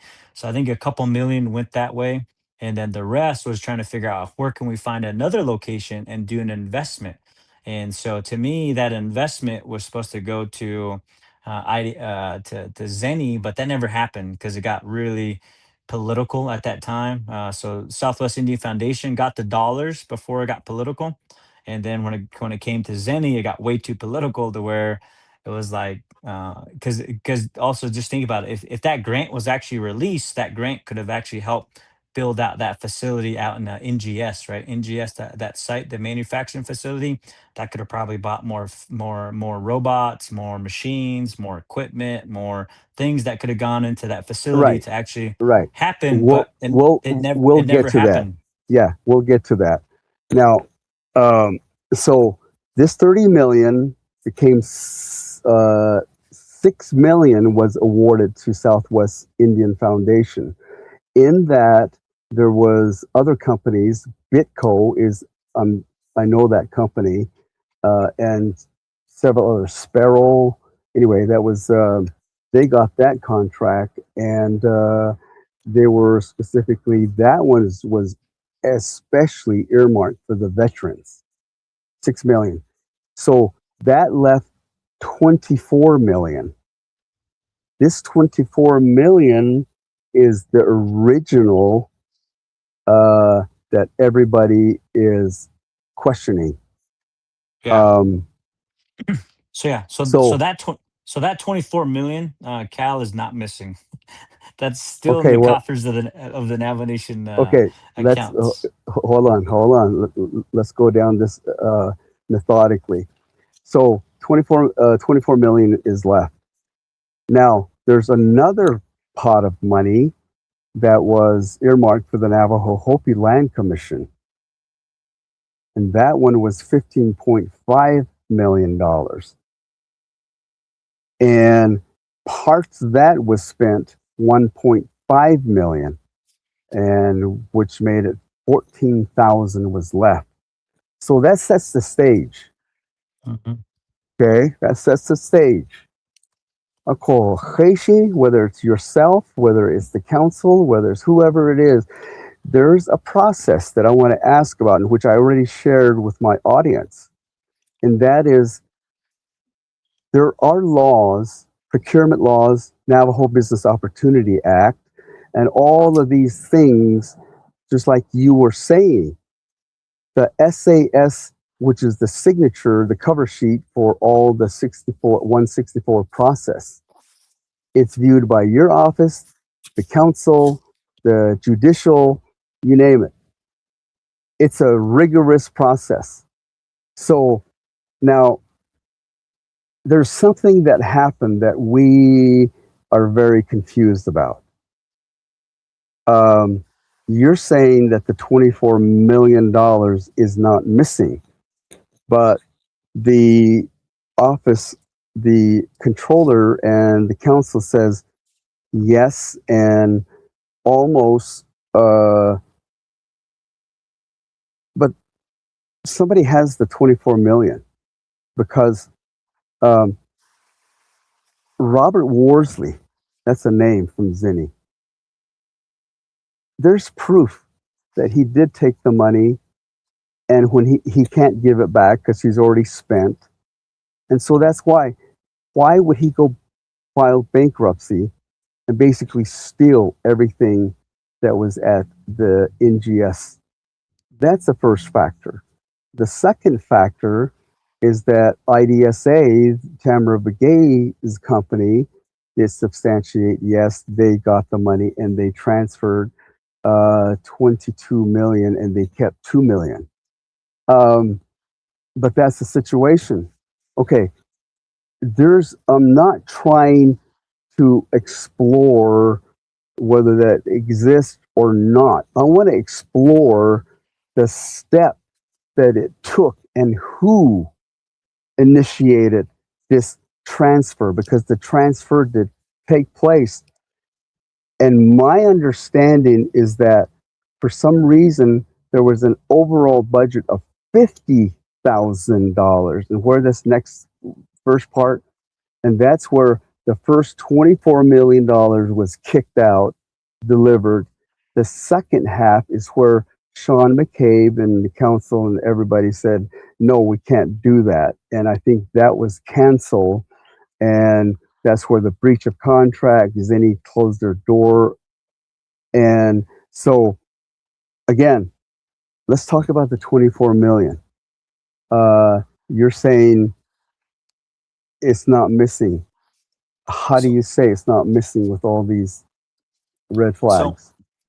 so the first one, you got to separate the two issues, right? So there's Yeah. one, there's again, we're talking about two 24 millions. One is a Yes, grant and exactly. one is a housing contract. The Right. the the grant, obviously that was established under the Nez Lizer administration. Some of it got distributed. So you had people like Honorable Parrish and Honorable Curley that were assistants and part of the administration at the time. 30 million was allocated for housing manufacturing. Only 6 million Yes. got distributed to the Southwest Indian Foundation. And then we tried to get 24 million over to Zenny. And that didn't happen because it got politically heated. So I was like, I'm not going to deal with this politics. I'll just leave it alone. And so we left it alone. And then eventually, the council reallocated a lot of those dollars, and any dollars that weren't spent, like the 24 million, got pushed into the bigger pot of money. So that bigger pot of money went into, I think the 521 fund, and the dollars went wherever they went. And that's why I'm saying that 24 million is not missing. And then you go to the other side of the street, which you fast forward to where $50 million got contracted with IDSA to deliver 160 homes, and so they got an 50% upfront to deliver, to buy material, supplies, do all whatever they needed to go and do. And so again, that's where the we talk about the other the 24 million, 25 the 25 million. And so that one, that's what's being talked about now. Obviously, some of those funds were transferred over to the subcontractor of IDSA, which is Zenny.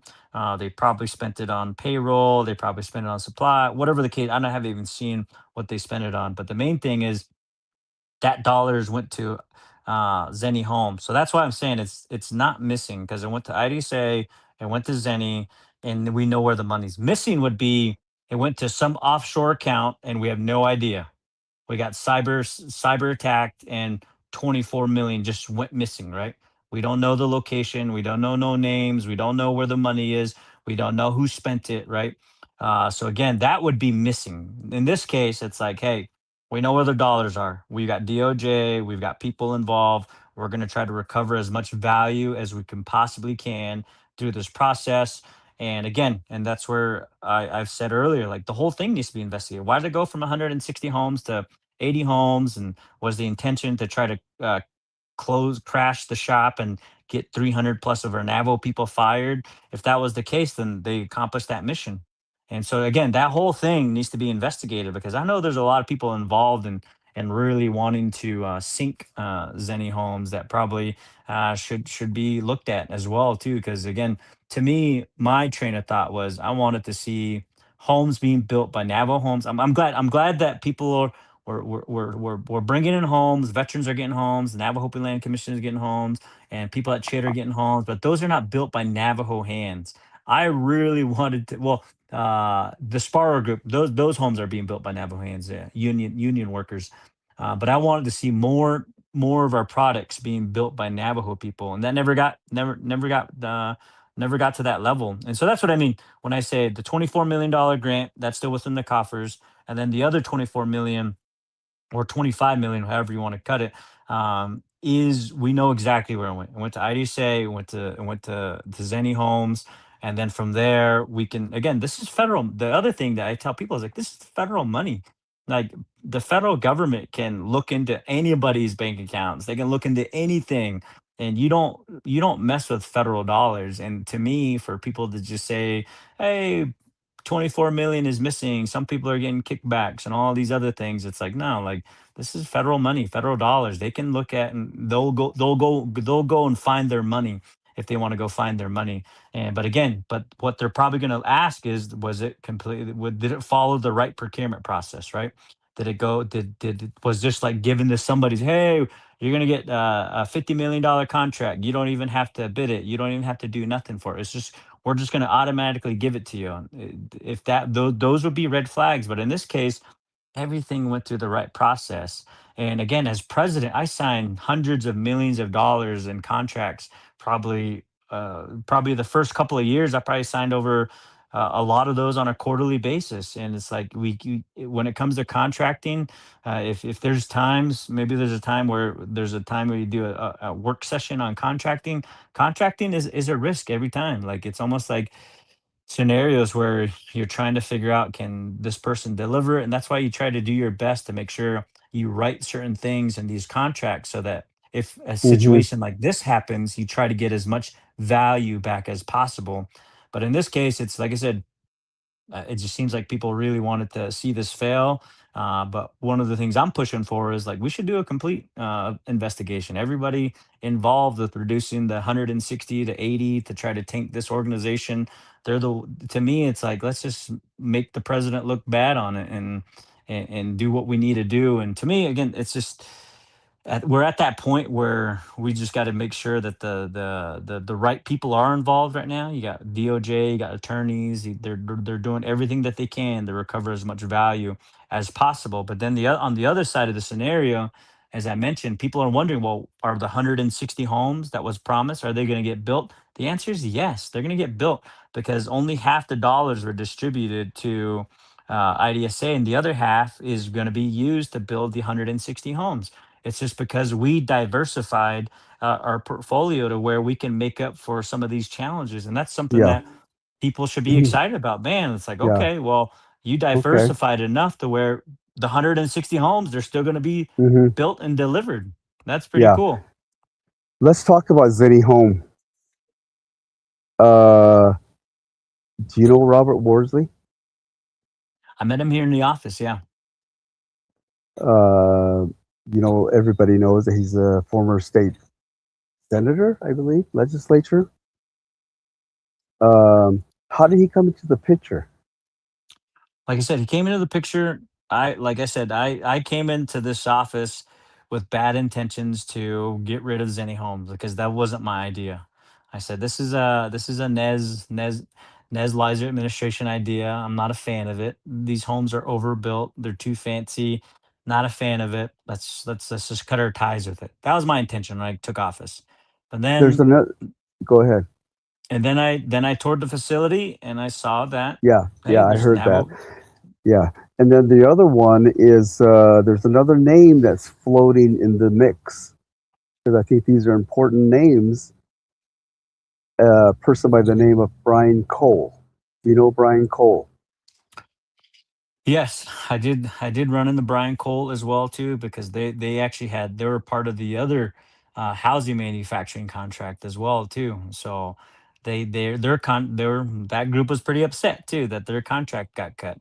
And so again, that was one of those things where that's the Navajo Land Commission where their dollars had to get reallocated. Because I'm like, I don't need to do any more assessments. Like, why would we want to pay someone to do assessments? I'm like, we already know what we need, and I'd rather spend money on actually building homes. And I think that was one of those moves where we did, and a lot of those dollars got reallocated. And now, as of today, I think almost 100 homes are going to be delivered to the Navajo Land Commission affected areas as well too. So So that portion. So again, let's kind of backtrack, keep track of all this. We're talking about. I'm trying to just navigate through this on a chronological order. 30 million became 24 million, and then the 15.5 million became 14 million. That was for the Navajo Hopi land. But in both of these scenarios, and why that I keep asking about those two is because there seems to be a parallel of personalities that are involved. One of them being Robert Worsley, and the other one being Brian Cole. And from my understanding, is that they are non-Navajo. Am I right on that? yes, they're not Navajo. Okay, but somehow they managed to secure. And my question to you is that do you feel like how much influence did they have? Because you said they came over with the previous administration. So it seemed like they already knew the process. Yeah, I don't want to speculate to that level, but obviously, if you're involved in a previous administration, you do have an advantage compared to me coming in fresh off the street, being president, right? So again, I think that's one of those scenarios where, but again, even with all that, even with all of that, the goal was to try to figure out how do we build more homes and how do we actually get it done. Yeah, And yeah, I of think that course. even Everybody's hoping that, yeah, of course. yeah. And then the other thing too is that there's another department. So eventually, this whole thing, quote, was supposed to be executed to build homes. Everybody's looking to build a house. Everybody to distribute homes, whatever means, whether stick or modular, what have you. Navajo Nation was going to get an X amount of homes. So from the Navajo Nation part of it, the one that executed this distribution of money or service or products is CHID. Am I right on that? Yeah, it's a division of community development. Yep. Yeah. And they became oversight for a lot of projects, right?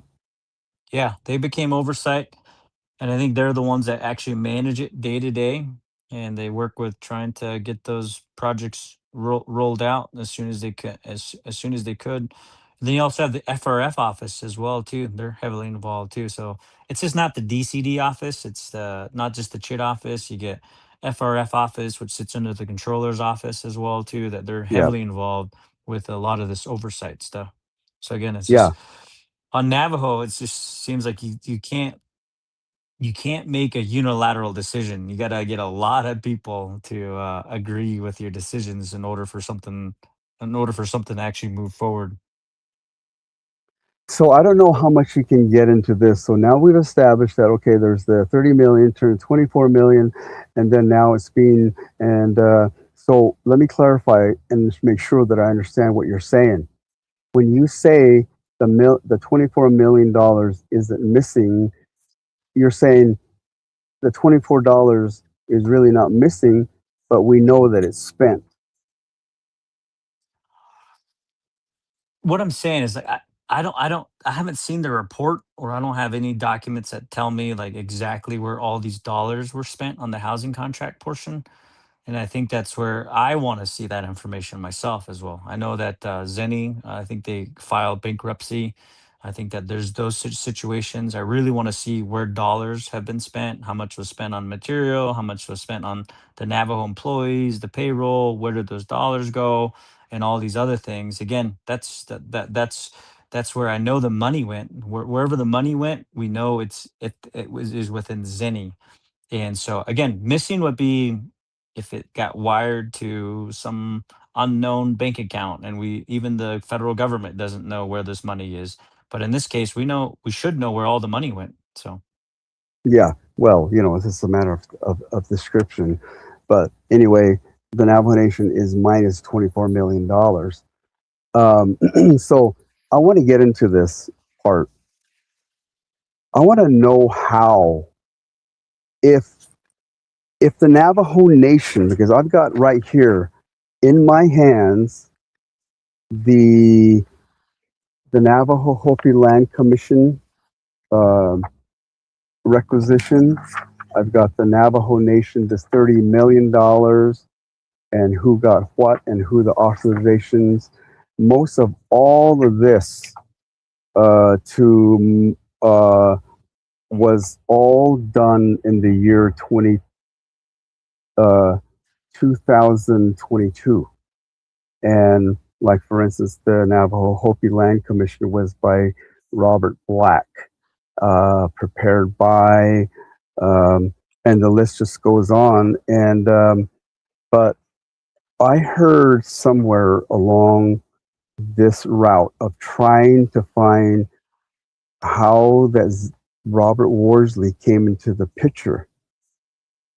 My understanding, and maybe you don't even want to address this, if you could, I would really appreciate it. If not, I understand. I understand that was Robert Worsley was brought in by the Nez Lizer administration and specifically Myron Lizer, right? You don't know. Again, this is I like I said earlier, like Zenny was working with the Navajo Nation 15 months prior to me even taking office. So again, so that just gives you a perspective. Almost 2 years before I even became Navajo Nation president, Zenny was on the Navajo Nation working with the administration. And then Yeah. I just kind Okay. of So when the SAS under your administration, when the SAS happened, who signed all of that from your office? Who did you personally sign that SAS for the $24 million the or grant. the $24 million grant that is now unaccounted for? Again, just two things. The grant never got distributed. Two, the other one was the $50 million housing contract. And I think that's the one that went through the 164 process where everybody signed off on it because I'm the last person that signs off on it. And then after that, it goes back to the process as well. So Okay. Um, the thing that's going to be interesting here is that, again, the question is who signed off from your, did you sign off on this 24 million? I signed off on a 50. I think I again I assume I think I signed off on the $50 million contract. But I also know that IDSA got excluded in the procurement process. Am I wrong on that? Excluded? I think Yeah, they're the we contracted. I think the contract was with IDSA. So yeah, I that's don't what know the how they would story get goes. I don't know how they'd get excluded if the contracts with them. Yeah, well, that's what I mean, there's all sorts of variables. So, what was this conflict between you and Sean McCabe about these email? Because you guys argued about something. Maybe it was had nothing to do with this. What happened? That text message that Sean Oh, McCabe disclosed. I think the text messages. I've known Sean a long, long time. I've known Sean a very, very long time. When you know somebody so well, you he's an athlete. I'm an athlete. We're close, and to me, I think that day we were both pretty fired up, pretty frustrated, and I think it had to do with making sure that what was going on with what was some of the. I think that day we were talking about dollars that were supposed to be allocated, and that those were the things that were supposed to actually happen. And why wasn't I well aware of it, or something like that? It was really minor stuff. It had nothing to do with what we're talking about today. And so again, that was that. But obviously, it was very surprising to see that he did share those text messages. And if you read those text messages, none of those text messages actually say to do anything illegal. And so again, this is just two guys who've known each other for a very, very long time. Um, no filter talking to each other. But because these decisions are kind of related to this allocation of money, because the thing is this is that, and then you fired Sean, and then the council brought him back. What was happening there? Because he says that you fired him because he was not willing to send a portion of that grant money or that Oh no, that's not 50 true. million. Is that That's not true. No, that's not true. okay? Those text Clarify messages that. had yeah, those text messages had nothing to do with what we're talking about today when it comes to Zenny. It was I think it was talk because I think it was in April or October. It was in October, and it was around the time I still don't have a budget. Right, I still don't have operating money. I've given the Navigation Council like a month ago or 2 months ago $3.3 million to have an operating account for the next 6 months. I'm the first president in history for going into 9 months without zero operating dollars. And I think the Navajo people should be so proud. And I haven't complained about it too. And that was what was the heated discussion was like, dude, I need operating money. Like, I'm the Navajo Nation president. I represent the entire Navajo Nation people, the Navajo Nation government. How in the heck am I supposed to do my job when I got zero operating dollars? And I said, there's some of these dollars. Well, how can we move them? How can we reallocate them? And so again, that was part of the discussion, was like, and then eventually he comes back and says, well, you can't move those dollars around because you can't. That's not what it was allocated for. And so again, and then to this day, you fast forward 9 months down the road, I still don't have operating dollars. And so to me, that's what was talked about that day, in those text messages. But as far as the reason why I fired him, I think it just comes down to, I told him already before too. The reason why I fired him was I felt like nothing was getting paid. Like, I get blamed for people not getting paid. And there's a whole thing about pay your bills, and I was so frustrated about people not getting paid, vendors not getting paid, contracts. Like, I'll sign a contract and I'll be held up at the office of the controller forever. And then vendors, even like today, like, you got artisans that are calling my office saying, "Hey, where's this capital outlay dollars, artisan money, or yada yada," all these scenarios. And a lot of the times, those things are stuck at the controller's office.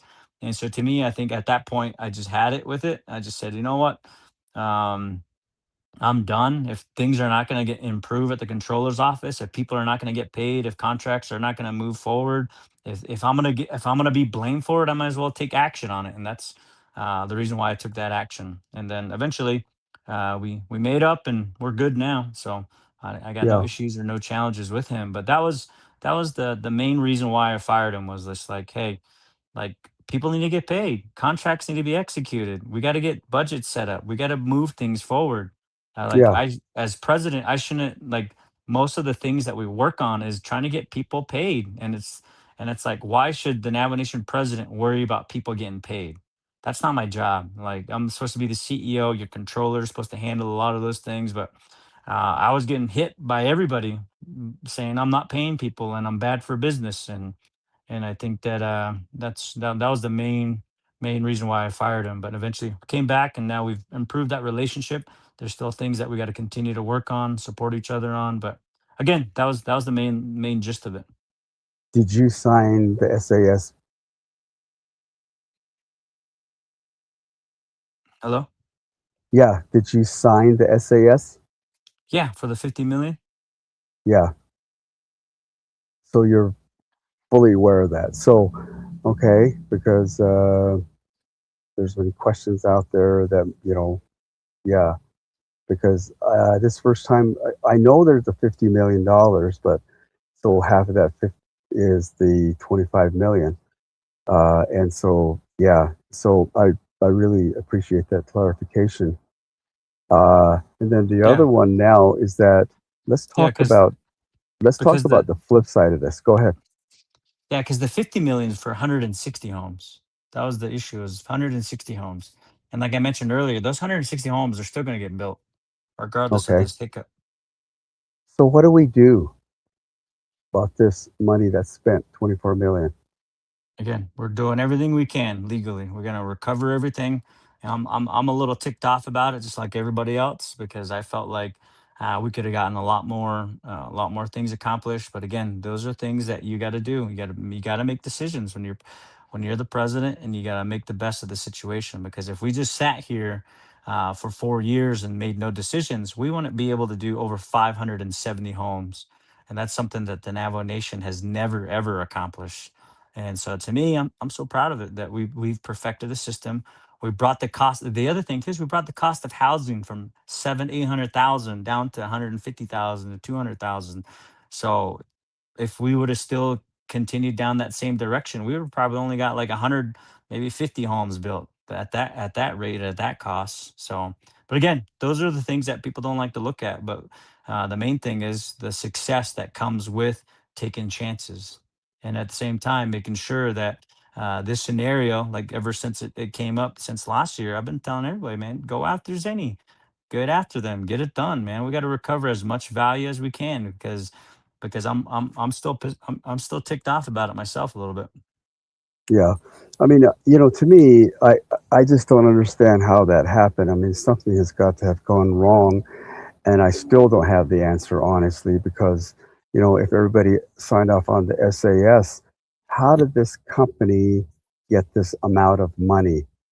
Because Mm, I did contracting with the Navajo Nation for 40 years mhm. of myself. I know all the step by step. I either did solo sourcing, uh, joint ventures, contract, purchase order, whichever means. But I also am familiar with SAS process. Hello? Yeah, I'm here. Yeah. And so, I mean, that's been really kind of, I don't get it. I don't understand it.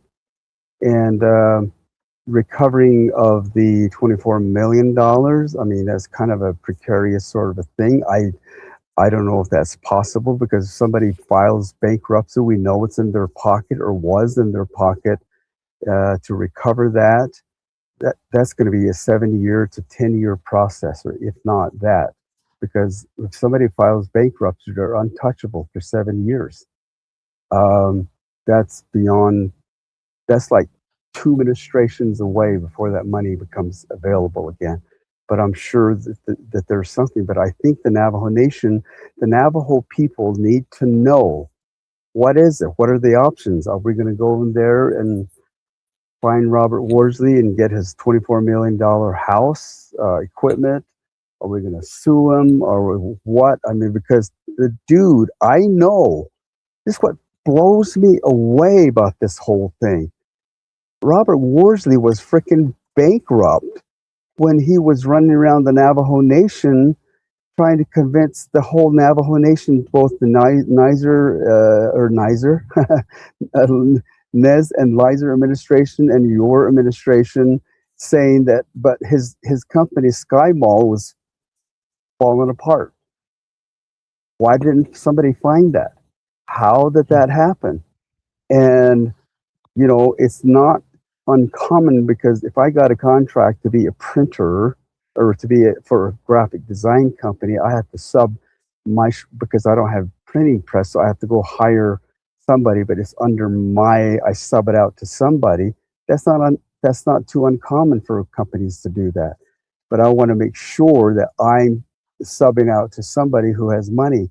So there's all these things that are still yet I I'm like still don't have the answer, Mr. President. I still don't see the answer. Can you? Yeah. No, no, no, no. That's where I'm at, and that's where I keep telling my team, like, go could do everything possible to go after these guys. We gotta look at we gotta turn every stone, look at every possible option because we gotta do our due diligence to make that happen.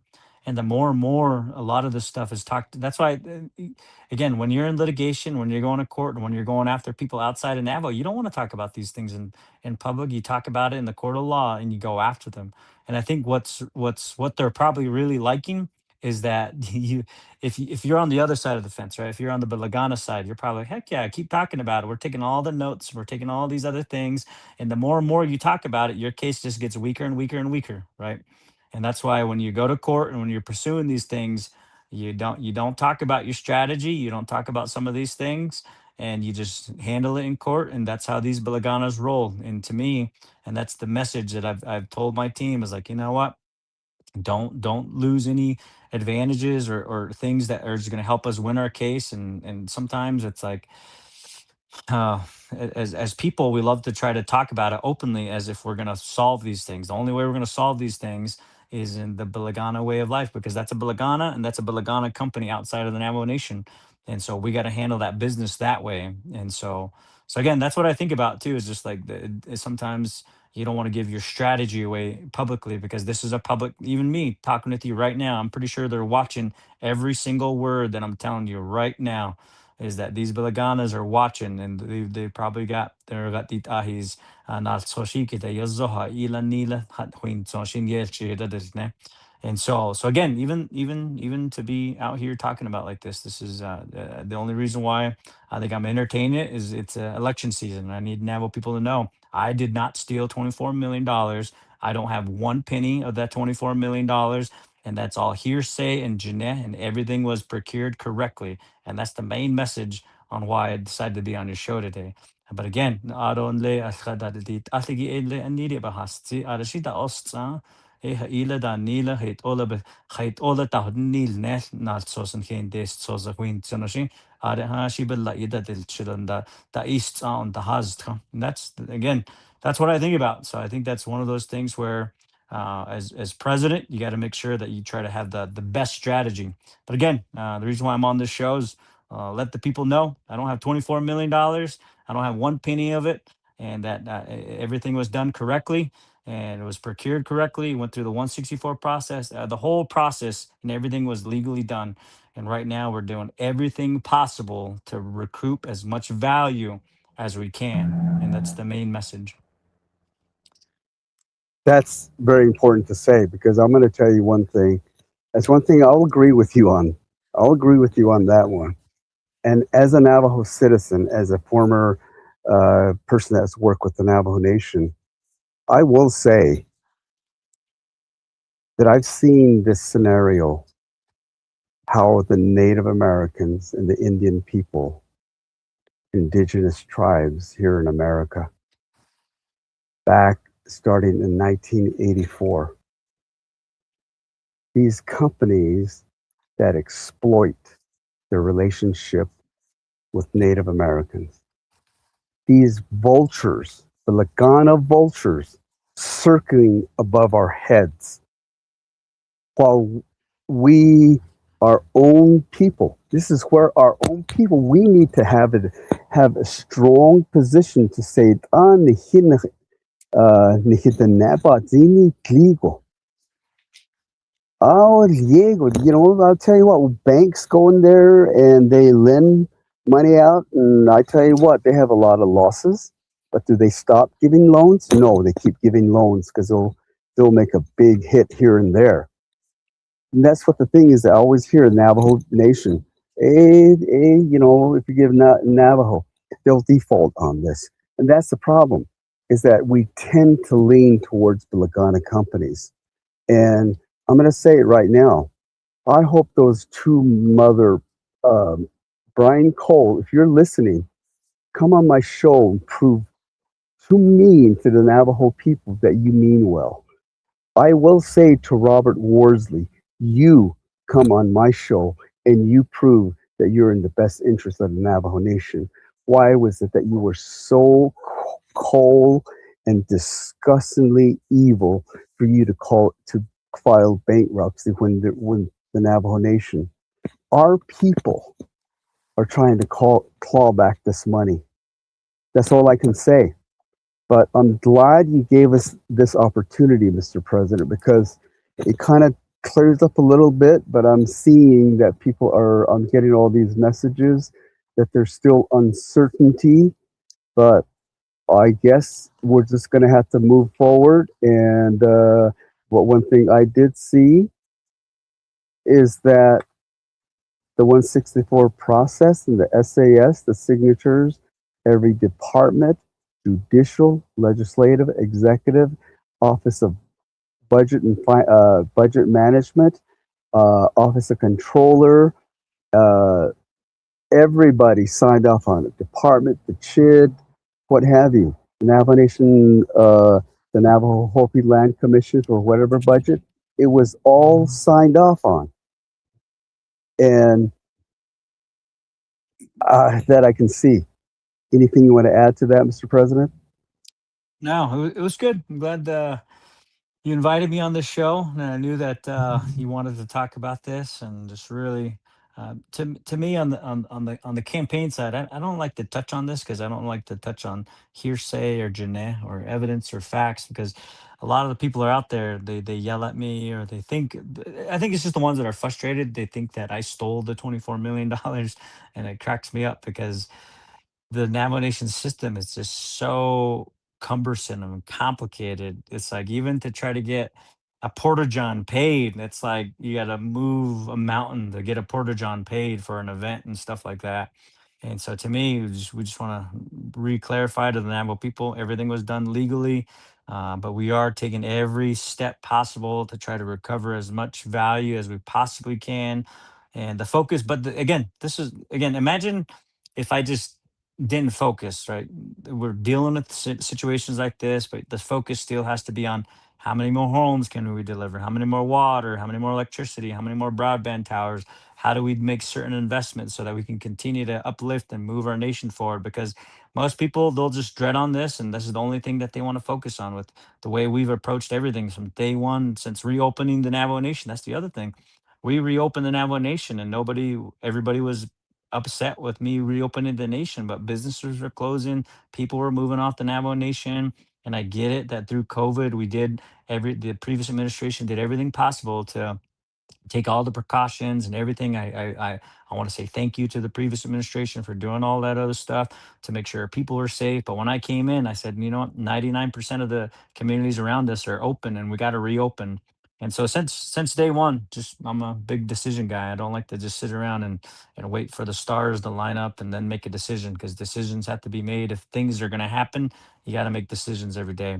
And so again, but if you look at all the positive, that's one of the things I tell people is look at all the positive things that have happened under my administration. No administration has built this many projects, spent this amount of money, has reopened the nation, has redone the adjustments for the minimum wage for the employees, and all the wonderful things, even like the wastewater treatment plants, the economic development, the grants, and all those things that we've required. Even by the end of the year, we're going to be a completely online system using Microsoft Enterprise Resource Planning, human resources, accounting.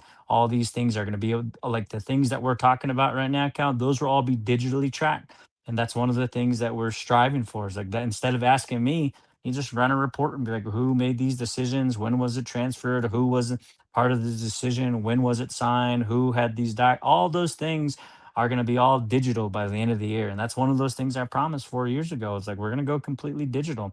And that's what's going to get done by the end of the year is like we're going to be on a digital system that we can keep ourselves more accountable.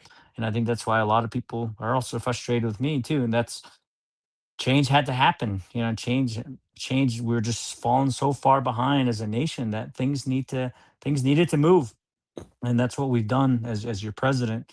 And so, and that's what I tell people is like, if that's what you want more of, if you want somebody that's going to be laser focused, if you want somebody that's going to make decisions and not wait around for the stars to line up, and if you don't got if you if that because I don't sit around and dread on all the and complain about how things should have been. All we do is reflect on how do we adjust and how do we make it better. And then in this situation, one of the things is now I'm asking everybody, make sure everybody's got their bonds and make sure everybody's got their insurance is all in place, and make sure that these scenarios are looked at. And you got it. Best thing you can do is learn from these situations and actually implement it, so that because the nation is only going to grow bigger. We're going to grow into a multi-billion-dollar organization that's doing multi-billion amounts of work into the future, and that's what we're setting our nation up for. And now is the time to set up policies and procedures so we don't have these hiccups, because we're only going to get big. We're only going to get bigger, we're only going to get better. We're only going to build more homes. We're only going to build more things that our communities need. And now's the time to learn from these situations so that people don't take advantage of us the way this situation happened. But again, we're going to do everything Amen to possible that. to fix it. Amen to that one. Yes. Thank you. All right, Well, in Cal, it was closing, good. I just want to say one thing, just so that you understand. You know, if you have any, because I think that for every contract, for every maneuvering the expenditures of money, every branch of the government is responsible for it. Every financial overview, office of controller, everybody's involved. I want to clear that. So when I find it just bothers me because people are saying only one person is responsible. No, I don't think so. I think there's three branches that are responsible. And what is peculiar to me is that Crystalline Curley and Shunding Parrish were part of the Nez Lizer administration. And this is something that I can't answer it. I'm just talking out loud right now, Mr. President, excuse me. And that's like, they were and then they transitioned, became speaker, and one became member of the budget and finance. There's all of these pieces of the puzzle. It seems to me like that there was a perfect storm that happened that caused this confusion, and that monies have been expended, transferred. And it's crazy to me. And I hope and pray. Ana tso ade ginant ada no shini. Ta horsot ta hino ta. Asha skenda doshni aro skenda chu. Haden hen hina shahada inilna. You're it. You candidates to take our nation forward. Nahastui nihizani. Nihitsho lede hot oi. Dan he's laha. E leibini na shkuna. Khawshin hi ni kita hodol jistan hitna. Kade today kadish. And we need to do whatever possible. And I do agree with you on that point, is that Navajo is Navajo is Navajo. It's us against the world. There's all there is to it. I don't think, and I disagree with companies, non-Navajo companies trying to infiltrate who we are. I'm against that. And I hope that you, as the president, should you get reelected, that you put your foot down and invest in your people first, just like according to Navajo Business Opportunity Act, procurement laws. And that's all we can ask. Akoho, let's go find that, do whatever possible. Me. And like I said, Robert Worsley, if you're listening, Brian Cole, if you're listening, come on. Come on this show, please. Mr. President, kaya Lana. Yes, thank you, Cal. I just wanted to say thank you for having me on your show, and you're probably a little bit surprised I agree to be on your show. Very But much. main thing is like I tell everybody, I don't hide from anything. I know there's one guy that watches everything that I do 24/7, and so I know that there's nothing to hide, and the only thing that we can do is try to do the good work on his behalf. And really excited to be here. And then I think the main thing is we do what we can. We do what we can to make our systems better. And the main thing is that we gotta continue to be a part of our government. We gotta continue to try to figure out how do we just make things better. And as you said earlier, and I think that's what I've been saying on the campaign trail too, is like for 3 years and 7 months, I haven't said anything about the way council has treated me or the way they've worked with me. But now it's election season. I'm really asking for people to vote for council delegates that will honor and support and be behind the Navajo Nation president, because the Navajo Nation president is elected by the entire Navajo people. Navajo Nation government, the voices, the will of the Navajo people rests with the Navajo Nation president because they vote for the Navajo Nation president. And so if the president wants to improve policies to make sure that more Navajo businesses get more opportunities or set aside for all these other things, then the council should say, okay, if that's what the president wants to get done, let's go pass laws and policies and allocate dollars so that that happens. Instead of me saying ashwada, ashwada, ashwada, that's not the role of the nomination president. The president says nahat yes and being there to make sure that these things this is the direction that we got to go. And so that's why I'm asking everybody, including all your listeners, whether you're voting for me or not, elect council delegates that will support your candidate for president. And so, because the last thing you need is to have this same scenario that we've had for 3 years and 6 months, where you've got council trying to move policies or programs or laws under the legislative branch, and now they're acting as a judicial branch and moving executive powers under the legislative powers. No, like you, council delegates run for council so that they can legislate, appropriate projects, appropriate dollars, and make the policies and procedures easier so that the president can get the mission done on behalf of the Navajo Nation people. And that's one of the things I think something on your podcast I would try to re-emphasize that, because we don't need government reform. We don't need some fancy form of government. We're not Republican. We're not Democrat. We're not independent. We're Navajo people. And as you said earlier, that everything that we do should be on behalf of making the Navajo Nation stronger, the economy stronger, the people stronger, the environment stronger, and fighting poverty every day and trying to improve the services and the goods that we deliver to the Navajo people. And that should be the sole focus because. And then, as the president, you should say, "Hey, this is what I want to do next." All right, and then the council should say, "Okay, that's what the president wants to get done. He's the one that's elected. He or she's the one that's elected by the Navajo Nation people. Let's go and get it done." And that's the way it should be.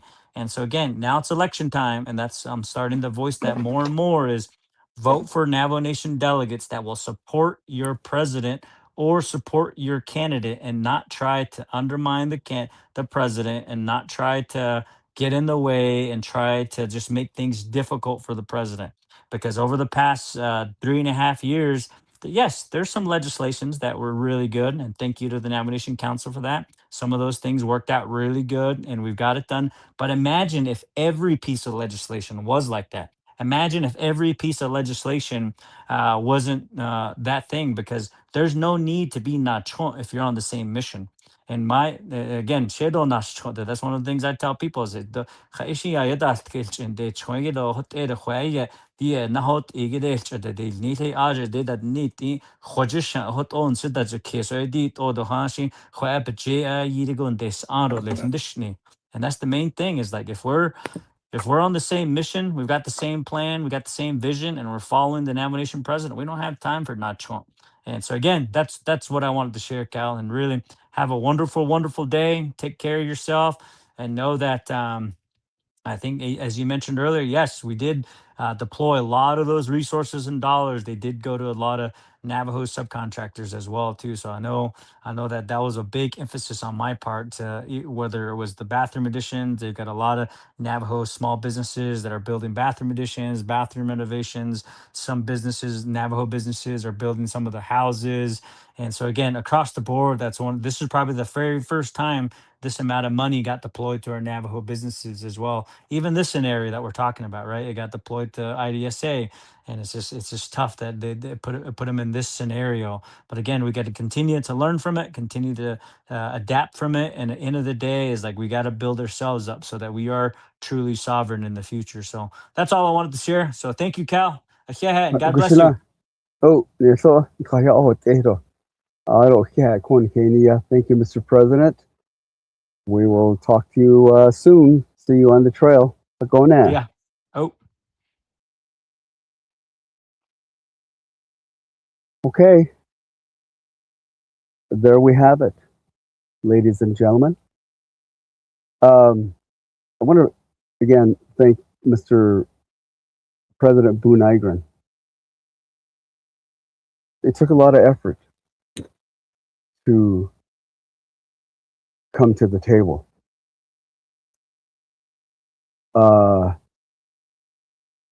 There's a lot of questions, as you can tell. This, first of all, let me clarify one thing. I haven't yet made up my mind who of the president is 100% qualified for them to receive my vote. Okay, that's where I'm at. I think they have their weaknesses and their strengths, and predominantly their weaknesses are there. I see it.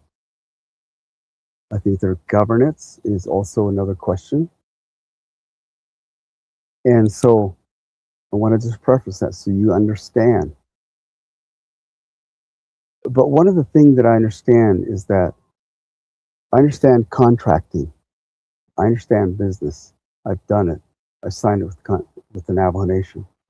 And that's why everybody needs to understand that these monies did go through. And that's just whether it's BUU NYGREN or Jonathan Nez or Joe Shirley or Ben Shelley or Peterson Zaw.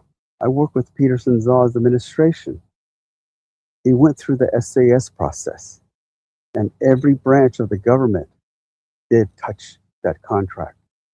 It's like BUU NYGREN just told us that he signed the contract. I mean, he signed the SAS. But at any point, a contract to be canceled. Okay? Either it's going to be under the Navajo Nation Council, the Navajo Nation Legislative Council. And it seems to me, like I said, it's going to go back to that one idea. And that one idea to me is that I'm not saying I support BUU NYGREN.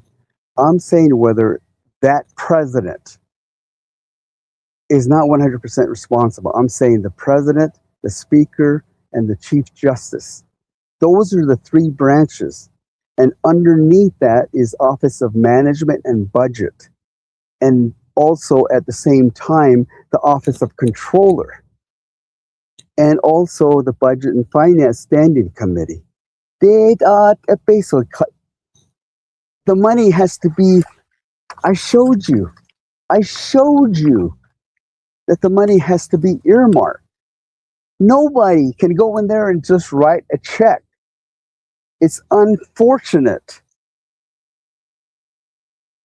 that all three branches of the entire Navajo Nation screwed up on this vulture that goes by the name of Robert Worsley, and another vulture that goes by the name of Brian Cole, and another vulture by the name of Jorge Cordova. They are the one that lied to us. Had they come through with their shit, the Navajo Nation wouldn't be in this position. And that goes where our people went wrong, was because they seem to have this mentality that anybody who's not Navajo is credible. That's our fault. You have a Navajo contractor who walks in, oh yeah, I don't know, there's something, I've seen it. I've been treated that way by my own government. But if a Ghana dude comes in with a cheesy ass smile and saying, yes, I'm going to come and invest in my company and you're going to get, every freaking maneuver that they'll make, they'll do it. I've seen that. I've seen it throughout the years on a national level with the 164, with the 8A contracts. They tried everything. They misused this 8A minority preference. They went out. That's what National Center, if you guys are in business, National Center for American Indian Enterprise Development, based out of, you're the one that hosts that res. If you ever go to that, there's a bunch of these vultures that are there feeding on working with Native Americans. As long as they can get fronts in the form of a tribal member or in the form of a tribe, that's their front. I've seen it so many times. And this is what happened here. And it makes me sick. And yes, this should a Navajo Nation, BUU NYGREN should have been more careful. Crystal and Curly should have been more careful. Eleanor Shirley and that 3-branch government and the 2 budget and finance organization and the standing committee. Somewhere the system failed.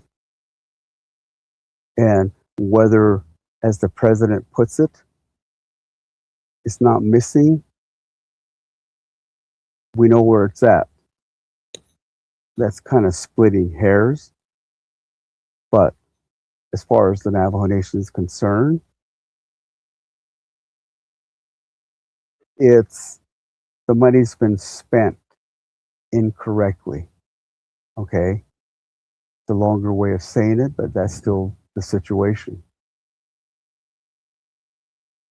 But I tell you one thing, I think it's creepy on Robert Worsley for him to file bankruptcy the day that IDSA and the Navajo Nation or whoever was going to sue him, and he files bankruptcy because he's already spent the $24 million.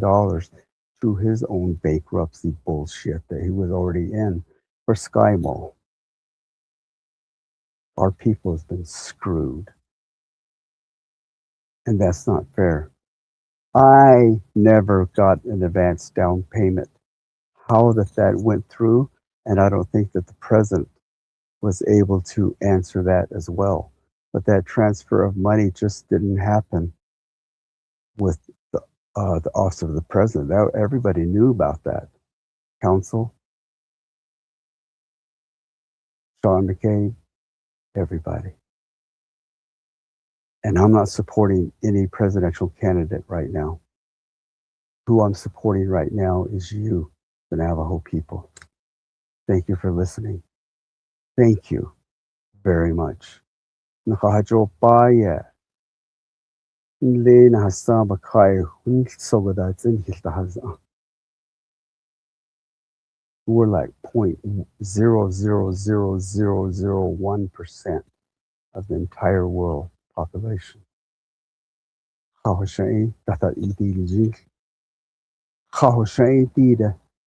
are we going to come? Think about that. That time is now. And we can't sit here.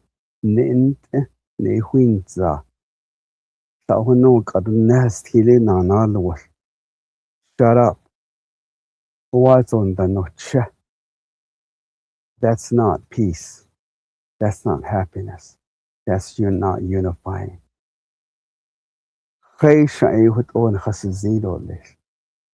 Even at the council. But one thing that I don't particularly agree with what the president said, and that is elect council delegates that support the president, because technically the three branch government are supposed to be always constant check and balances, and they're not supposed to be friends, not enemies, but not friends, but not supportive of each other, but they're supposed to be there to work together. They check and balances with each other. So maybe some of the actions that the council is trying to pursue might not be something that the president might agree with and feel like that's not right. And that's where the veto power comes in. That's where the balance and checks come in. So, but anyway, be safe out there. Thank you for joining us. Have a wonderful day. This is Cal Nez, signing off. Hakona.